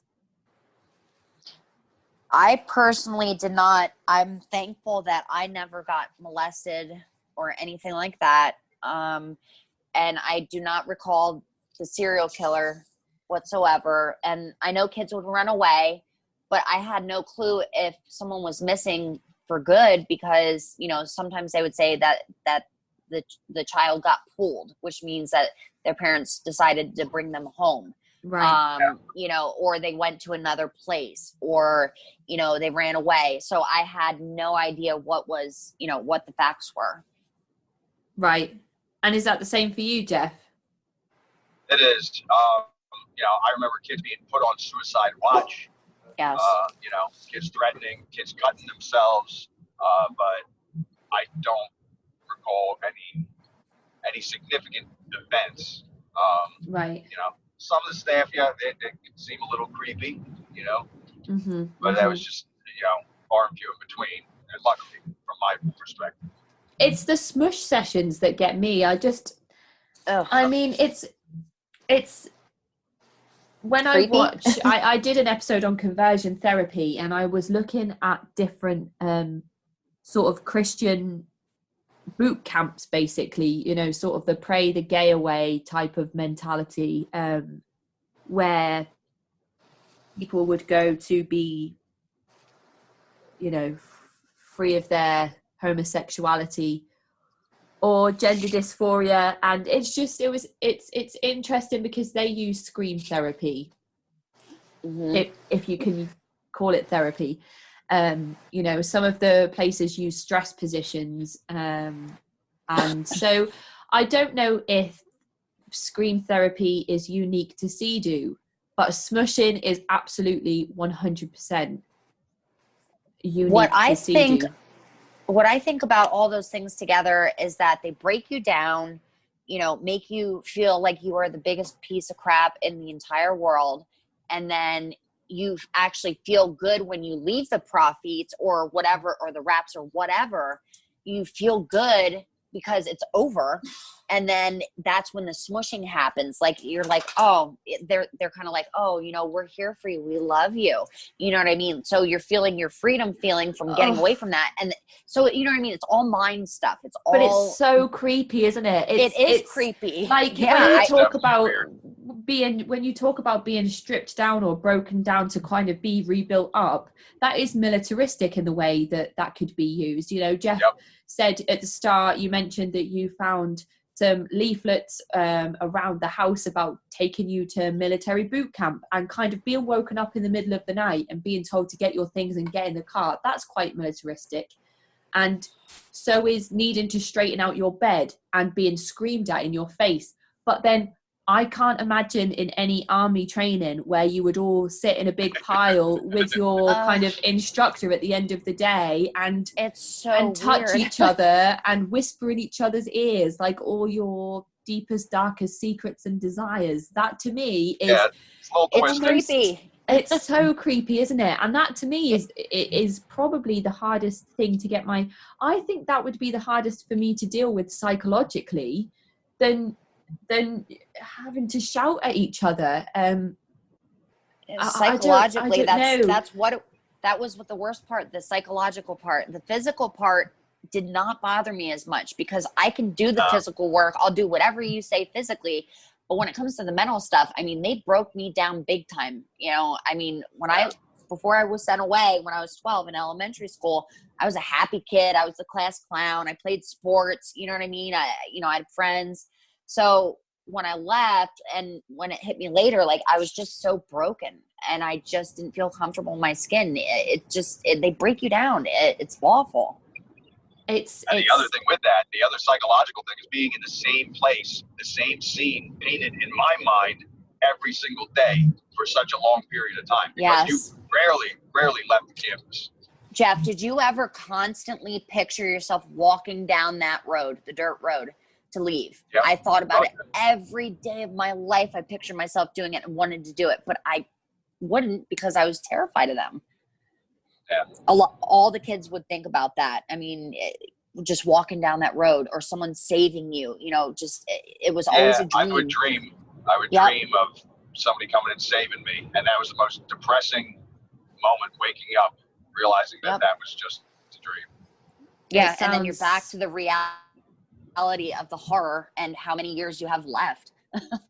Yes. It sounds isolated. And I suppose as well, in that sense, when you have those thoughts and feelings, if all the other residents are having those same thoughts and feelings, you bond over the trauma that you're then exploited to. Yeah, it becomes your family away from your family. Yeah. Yes. So even though you're encouraged to kind of almost spy on each other and, you know, dob each other in for raps and all that nasty stuff, you don't really have anybody else. So the smushing, I almost understand between the residents. It's when the staff get involved, that's what I don't understand. That to me is like it's almost like your abuser is trying to kind of get you to a place where it's like Stockholm syndrome. Right, Yes, like they exactly. try to, they beat you down and break you, and then they try to say, "Oh, here's some love. You're okay. You know, I'll give you the love that you need since We're you're not doing getting this for your own any." good. Yeah, since we don't get any love whatsoever, we have no family, nobody, no nurturing at all. Yeah, and you're not allowed Here's a little physical tiny bit. contact outside of No, these smushes, so it's no, and then you're laying on a staff's lap, you know, your head in their lap, you know, guy, girl. It was just, you know, back I then. refused for like the first week, and then like I started getting a lot of heat for it, you know, and it was frowned upon and shamed and forced, you know. So yeah, but not you know, only that, but if you're seeing everybody else do it and you know yes, you're away from you know, normal, typical, everyday life. You're out of your routine. You're miles away from home. You can't contact anybody. It's not like you have a phone with Wi-Fi where you can just phone or message anybody at any time like we would these days. You know, not that you'd be allowed to keep your phone anyway, even if you were to go to a place like that now. But if you're seeing everybody else do this after a week of being there, not only are you then faced with possible consequences and punishments where you're forbidden to make eye contact with other people, or you have sugar taken out of your diet completely, you know, you're kind of also thinking, well, if everyone else is doing it, then it must just be the normal thing. Well, I'll tell you, you're 100% right, because even as a child, when I was 10, when they sent Jeff away, when I went up to visit him when he broke his leg, it was the first time I got to see him. You know, I would see what was going on, and I think that was the first time I saw people smush when I was up there visiting my brother. So I had an idea of it, but it just, to me, everything that went on there, because Jeff got sent away first and I went up and visited and had seen this myself before I went, it just, in a way, it seemed like that's just how it's supposed to be. If my brother went through it and my parents are, you know, all in, this is how it has to be. Even though I knew in my heart and hated it and thought it was so wrong and messed up, I just was like, okay, I guess this is what life's going to be. Go with the flow, do it.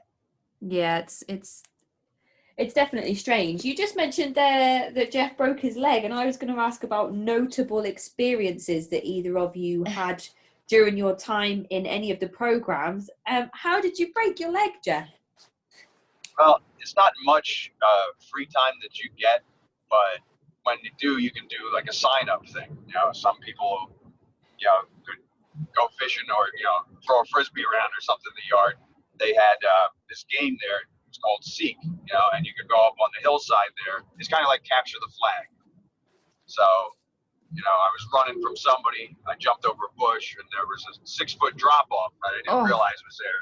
Gosh. So I came down, my ankle completely twisted. I heard it snap. It sounded like a tree branch. Oh, gosh. So they had to carry me down the hillside and take me to the hospital a half hour, 45 minutes away.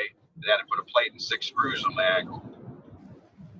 That's just made my knees feel funny. That has, the way you described the sound it made. Oof. It was a bad break. It was really bad. Would you say that is one of the most notable experiences that you had during your time there? No, you know, the psychological stuff was so much deeper and more prevalent, but that experience was really depressing because I was secluded in an infirmary. I couldn't go, you know, I couldn't really walk. And then that was the first time I got to see my sister since I was there. And then when she had to leave, it was horrible. That is something that sticks out in my mind by far, is, you know, visiting Jeff before I was sent away, and when he had his leg broken, just to see him, like, I had so much anxiety. I had a panic attack the day, I knew the day that we had to leave. I knew it was our last day there. And that whole day, I actually remember laying on the floor, crying myself, sobbing, and I fell asleep because I cried so hard because I didn't want to leave him. And it killed me to have to leave my brother there, you know? But I couldn't express how much I missed him and how much I loved him. And it killed me that he was there. Would you say then that those are the things that you remember the most during your time there?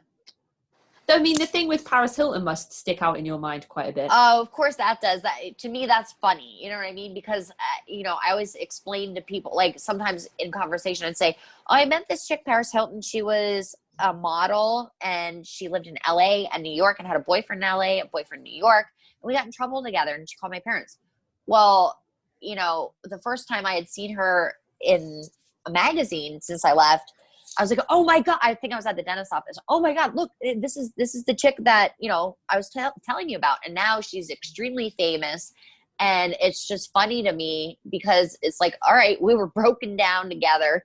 We had to do PTs together. And, that was kind of cool.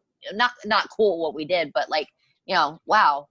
Yeah. I mean, have you had any contact with her since? No, I haven't. And I mean, you obviously, you speak very highly of each other as brother and sister. So where does your relationship stand now? I mean, you obviously... Yeah, my brother has always been my world ever since I was born. Always, and still is. He, as I said, he's a cornerstone in my life now and always has been.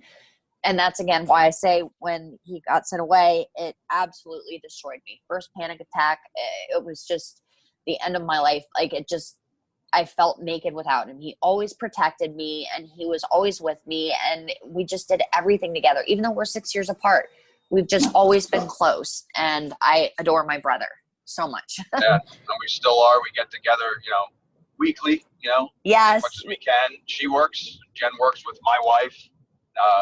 So we're all pretty tight. So yeah, you've got each other as support, and obviously it's been interesting to listen to you both remember little things simultaneously, and then go, oh yeah, oh, do you remember?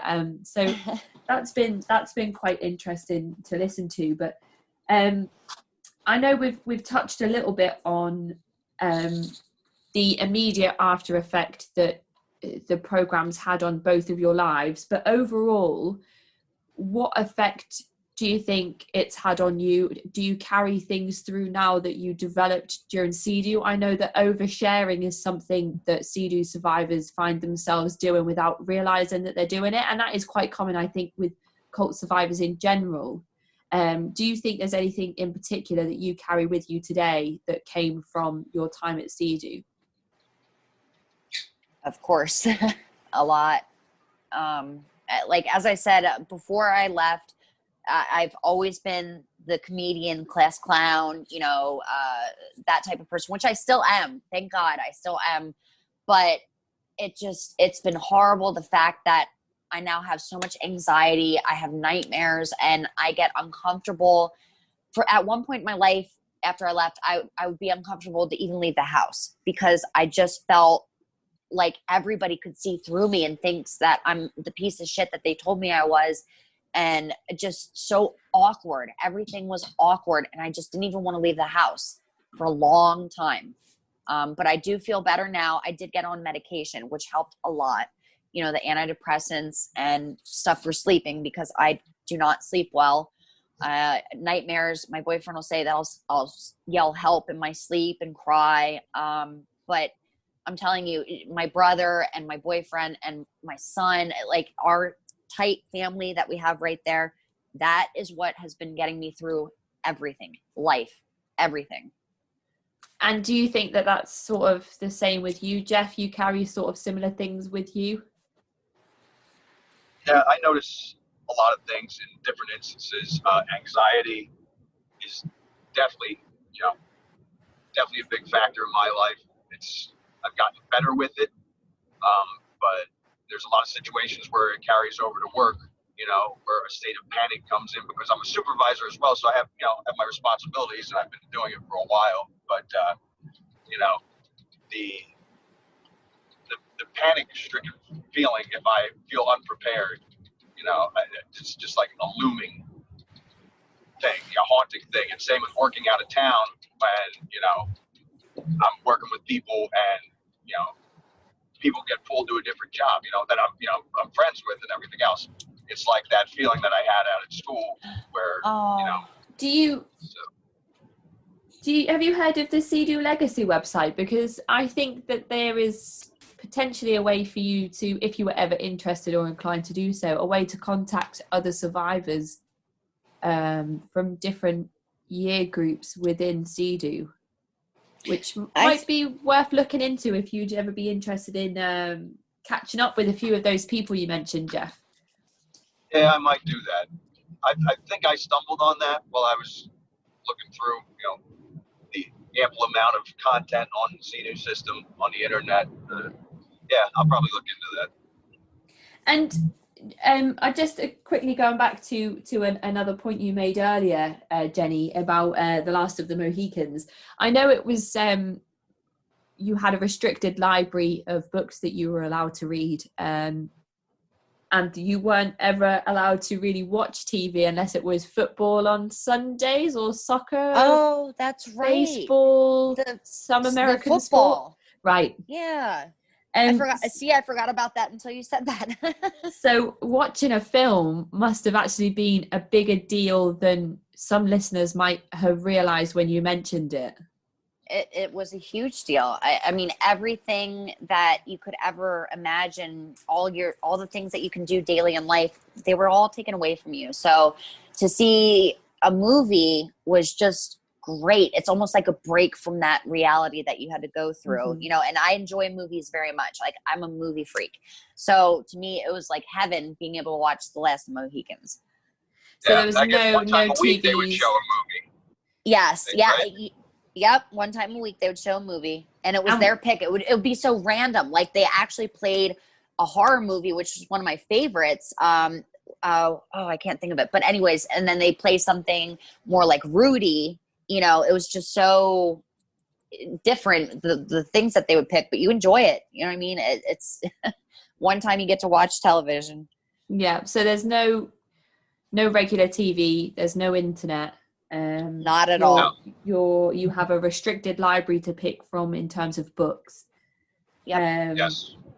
It's just very there's just a lot of cult methods of control used within the entire structure itself. And when I spoke to Michael, I asked him whether he felt like the staff themselves had been indoctrinated into this cult for children, and he said yes. So I just wonder what your thoughts are on that.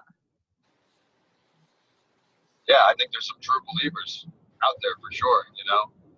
They stayed there as their job after going through that system, and they either had to agree with it and embrace it, or move on and go somewhere else. So any long-termers are definitely well embedded in the whole structure. Mm-hmm.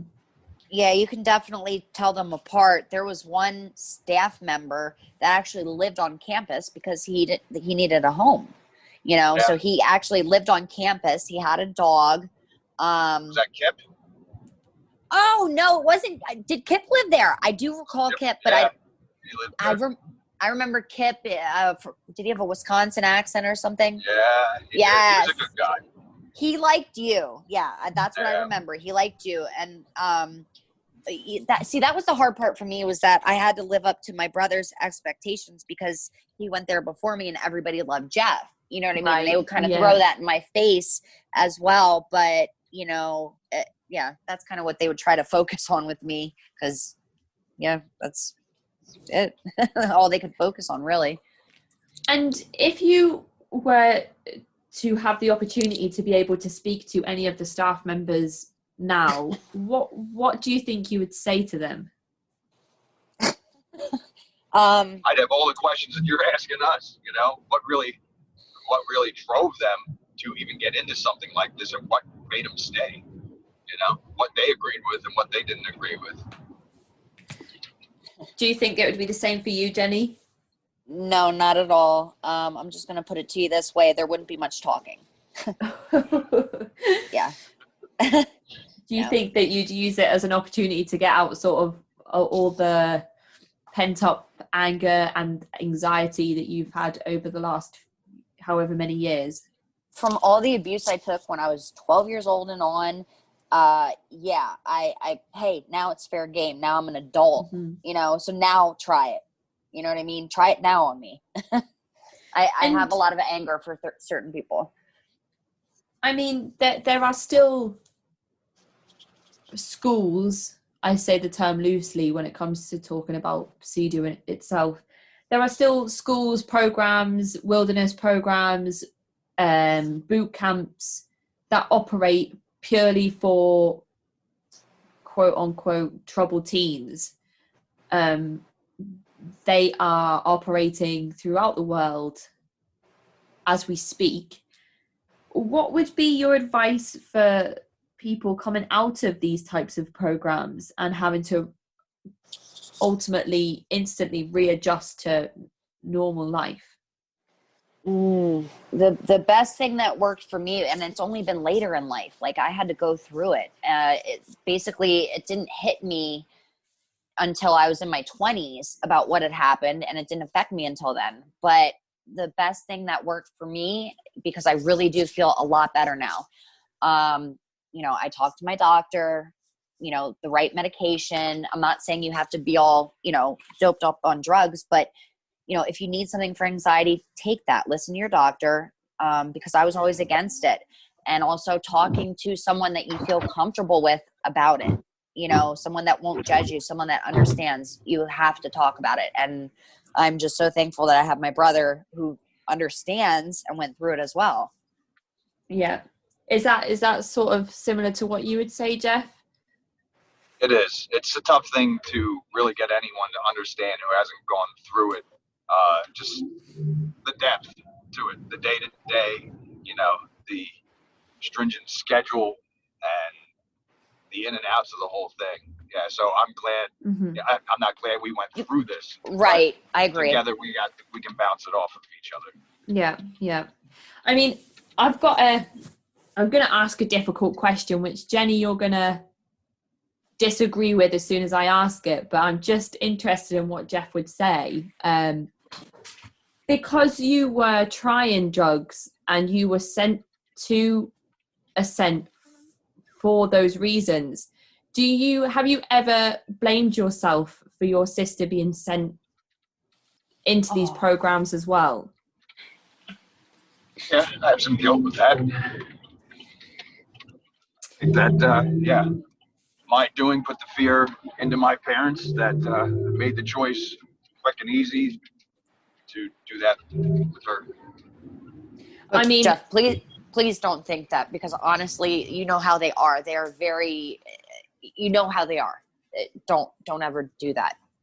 Please don't. I don't think there is any level of responsibility at all. It would just be interesting to kind of, from an outsider's perspective, try to understand how intrinsic all the different thoughts and emotions would be around it, and how you would kind of unravel them into, like, I picture these types of situations as like a ball of yarn that's all, or like your headphones when you put them in your pocket and then they're instantly just all tangled up and in one giant knot.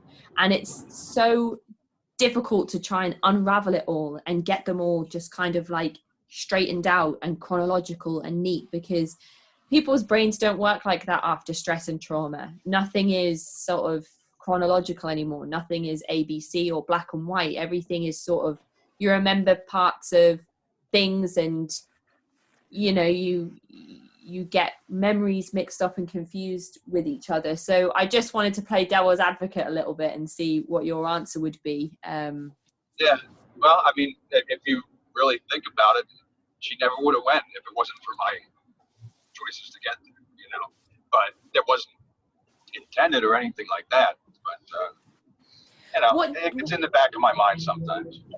What do you think can be done now to stop further abuse and exploitation of children in these situations? Oh, what you're doing right now is the best way, because people do not know. They were glorifying all this stuff back in the day with, on Montel Williams shows and, Sally Jesse Raphael. They had all this stuff going on at that time, and it showed Jeff, it was a one-sided story. Speaking of Montel Williams, his daughter went there. I was friends with her, Ashley, and I met Montel when he came up to visit. He was very sweet. So he would have been an advocate for the program as well if he was personally invested in it at the time, not realizing, of course, what was really going on. He had no idea what went on, and I really think he's a good man. It's a shame that they had the blindfolds over their eyes, because he would never do anything to hurt his daughter. It's hard to know. I mean, it's great that people are starting to talk about it, and Paris Hilton is such an iconic person that she's going to bring a whole other type of listener into raising awareness for these things, but almost as well, when it shouldn't be this way, but she's also going to add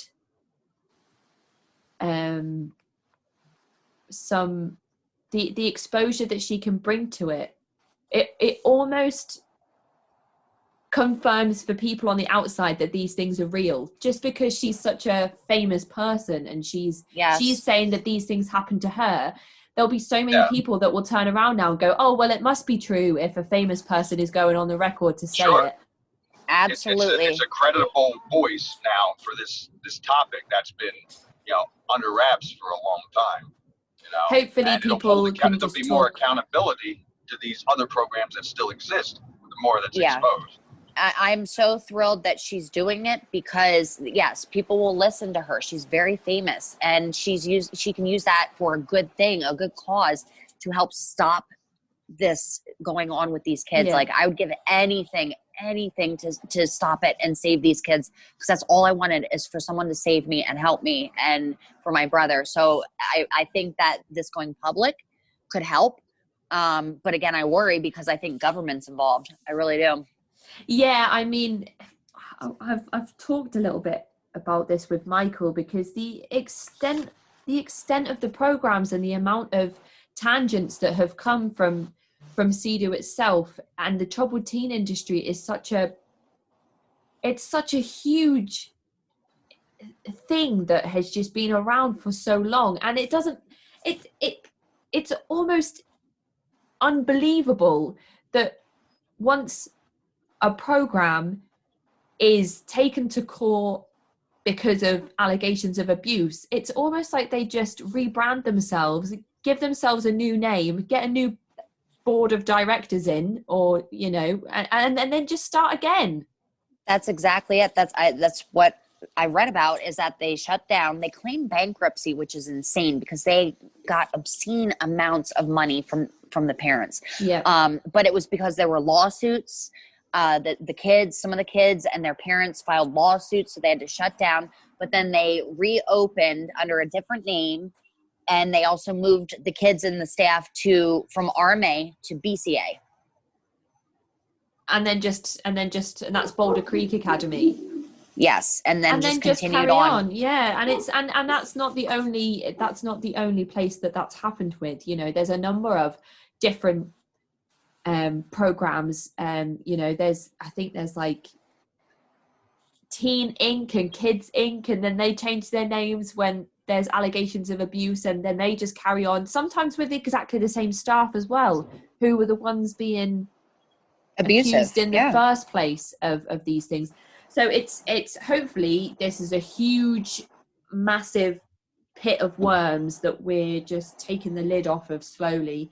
And the more people that come forward and talk about these things, the more, the more you can be discredited. And nobody can turn around now and say to you two, Jeff, you said you hadn't even finished listening to the interview with me and Michael, yet you've told me things that he mentioned to me off the record that you wouldn't have heard in the interview. So how can so many people suddenly come forward and say all of these things happened to us and we've never met each other before and we've never spoken before, but we all have the same stories and we can all name the same staff? People can't deny it. It's getting to that stage now where they won't be able to put the lid back on this. And it's all facts. And the thing is, the strange thing is how local authorities were somehow told to take a back seat. Yes. Yeah, that's another thing as well, how these places are left to almost self-police when kids are going missing and never seen again, or completing suicide, you know, where staff are not having background checks done and are not even qualified to be in the positions that they are in.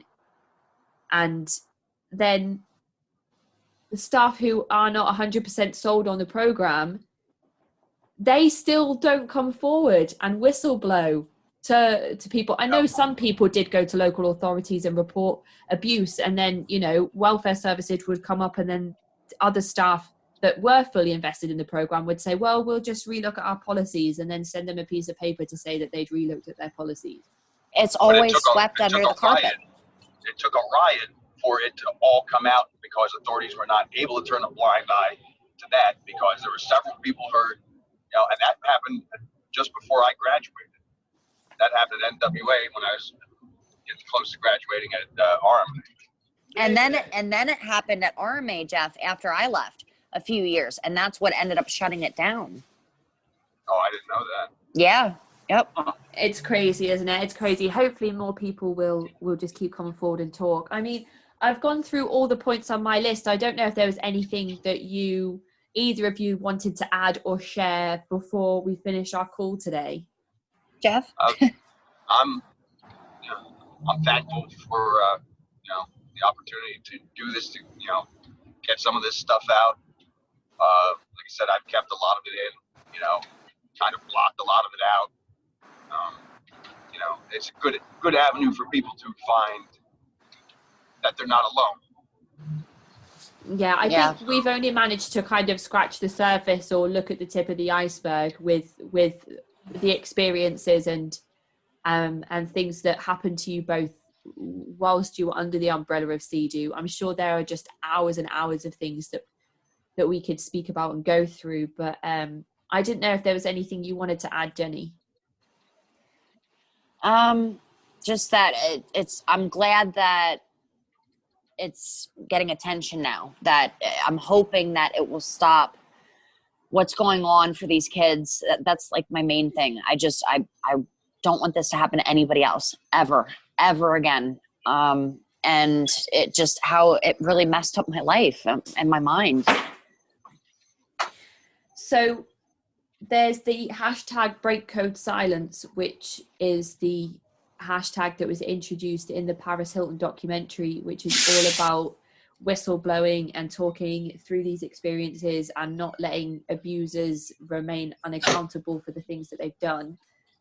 So for anybody that would be interested, definitely go and check that out. That's hashtag #BreakCodeSilence. Paris Hilton's documentary is available on YouTube as well. If you type in Paris Hilton, it's the first thing that comes up.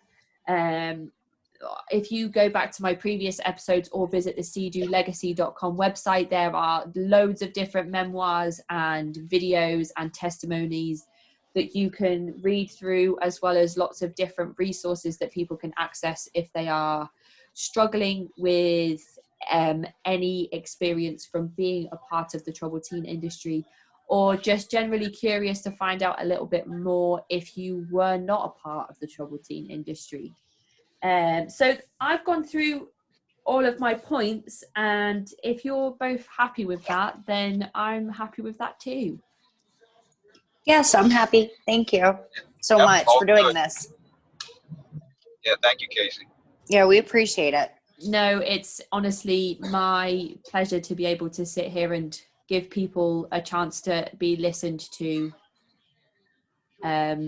for maybe even the first time. I know you two have each other, which has been lovely to listen to over the last hour or so.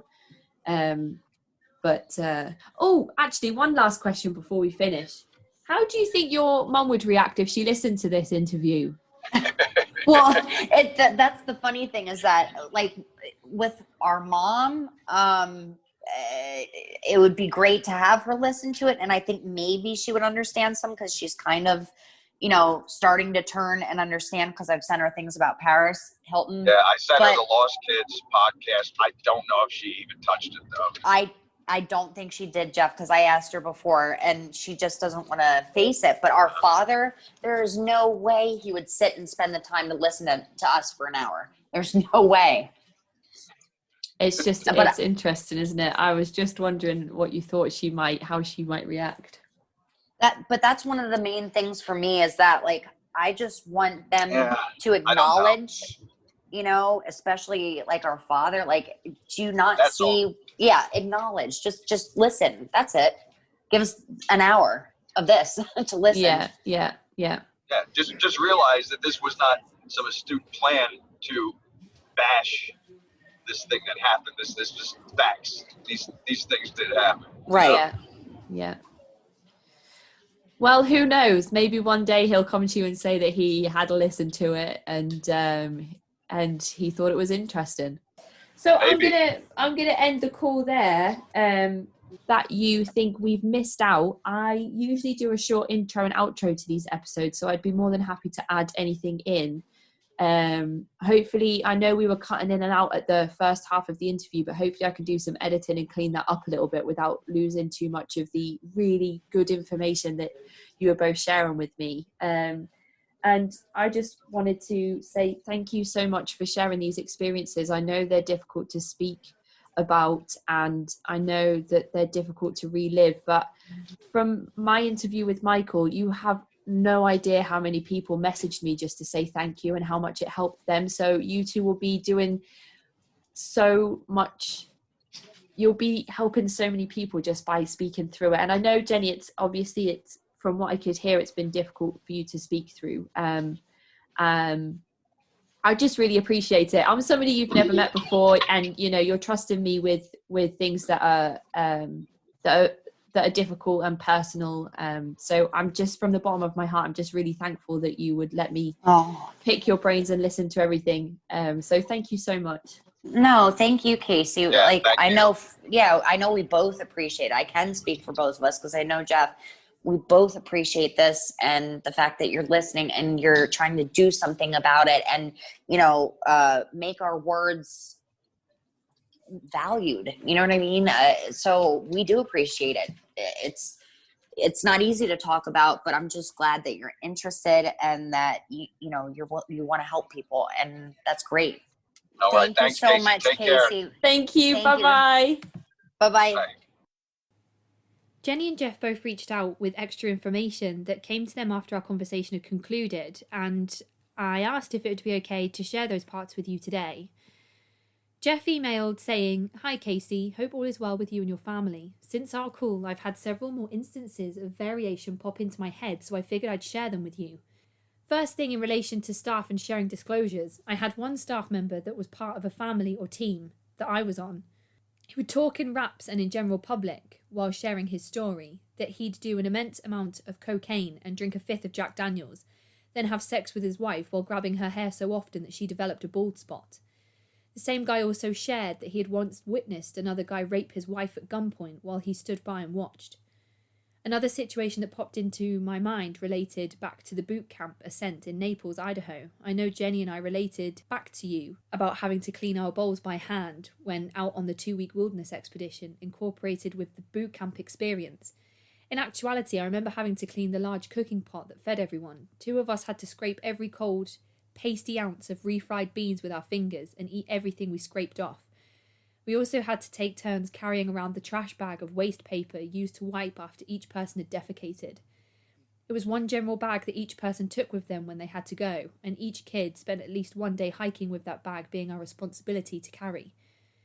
At Ascent, we only were able to shower 1 time a week, or once every 2 weeks, I can't quite remember which, but we'd hike and shower in the cold water while the staff watched. I'm sure there's plenty more that I've stuck way back in my memory, and as time goes by, with revisitation to these portions of my life, it's resurfacing. I've just locked it away over the years because I felt no one would really understand other than the individuals that have gone through this. Luckily, my sister and I have each other to bounce these things off of. Biggest things I've thought about and brought to light since our conversation is the lasting effects that I've kept to myself out of lack of understanding. I spoke to you about trying to look after some of the kids as I had been looked after when I arrived by some other students with good souls. The feeling of responsibility to protect or try to guide, I find it directly connects with my work the older I get in the company and business I work in and for. It's a tough trade with a very throw to the wolves mentality. I find myself guiding and protecting younger employees that are good and hard working, trying to keep them from being taken advantage of and lied to, exposing department heads in sometimes falsified promises or downplaying dangers and lack of safety equipment in the workplace. The new guys don't have the voice or confidence to stand up in certain situations. Another part, which I believed I touched on in our conversation, was when I'm out on a job out of town from my family for weeks at a time and over months. People commiserate together and bond sometimes in times of seclusion from home life.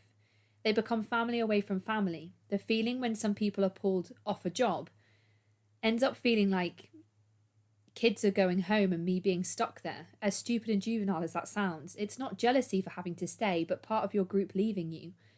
Also, in relation to working away from home, is the tremendous guilt I feel being away from my children and my wife. Even though I know I'm doing everything in my power to ensure their livelihood, I fear them feeling abandoned like I did. That sits with me deeper than anything, and I'm surprised I keep doing it, but it supplies a good life and earning for the people I'm closest to.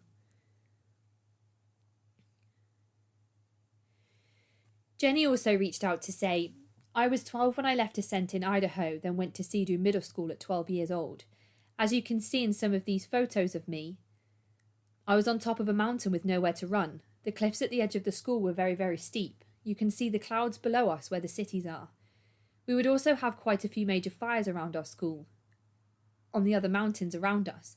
We would see the airplanes drop the coloured stuff they used to put these huge fires out. We were never evacuated, even though many around us, outside of the school, had done so themselves. There was never a safety plan, nothing. They didn't even talk with us about it. CEDU Middle was not as intense as the boot camp and RMA, but it was still very frightening for a 12-year-old, let alone anyone of any age. In the beginning, my parents told me I would be gone for 1.5 years, which is when I would complete Ascent in CEDU Middle School. 2 months before my graduation from CEDU, my parents told me they were sending me to RMA in Idaho, where my brother was. They had to wait until I was at the very least 14 years old to send me there because it was a high school. So on my 14th birthday, they told me I would be leaving the very next day to go to RMA, to further my emotional growth education, which added another year plus, around 1.5 more years to be exact, even though I behaved exactly as I was told the entire time. Another thing about CEDU Middle, I never did anything bad while I was there. They couldn't find anything that was real to beat me down about. So one day, this girl was standing right in front of me and pointed her finger less than an inch from my eyeball. She stood there and did it for over a minute. I said, knock it off, get away from me and stop. I swiped her finger out of my face. Not hard, I didn't get violent or even swear. And for that, they put me on a full-time to try and show my parents I'm not good all of the time.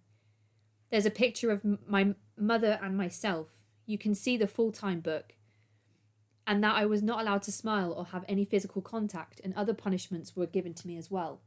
No one was allowed to make eye contact with me, talk to me, smile at me. They completely isolated me and tore me apart in every rap session. Then they had the other staff and kids join in. Funny how they let me have a visit from my parents at the time of punishment, when it wasn't time for everyone else to have visits at the same time. I think they had come up to see me like that because it looked like I really badly needed the program, because I was angry and violent and had issues and anger problems that needed to be corrected. Even my mother, who was law-abiding, follows blindly with other things and told me she felt bad for me because they explained the entire situation, without lying to my parents, said exactly what I told you about what happens. She said they did that because I've never been in trouble before and they were punishing me because they had nothing on me. I thought that would be a huge sign to my mother that something isn't right. But it wasn't. She still followed blindly and sent me away for another 1.5 years just because the staff recommended it to them and said I would benefit even more from RMA. I guess the only other major thing I can think of was that I was the youngest in history of RMA to graduate from that place. As I said, they skipped me a whole grade of education to send me to RMA High School, so it was obvious that it was very messed up of my parents and that place, especially because I didn't need any emotional growth help or prevention. I was stung by a wasp in my sleep in my bed at RMA, and it was in the middle of winter. I called the night watch person to come into my dorm, and we both found the wasp in my bed, alive. I'm very allergic to bee stings, and my parents had given the staff an EpiPen. I told them I'm allergic and I need my shot. They killed the wasp, took it up to the office and left it under a glass for the day or regular staff to see it really happened. The night staff did not watch over me and they did not give me my EpiPen. Then I told the usual day staff and they never gave it to me, even though they had it. So over 5 god-awful days, my arm got bigger and bigger, and I swear to you it was at least double in size. It hurt and it itched and it kept me awake in pain every night.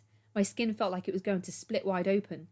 Finally, they took me to the local hospital. It looked like the type you see in horror or zombie movies, completely deserted.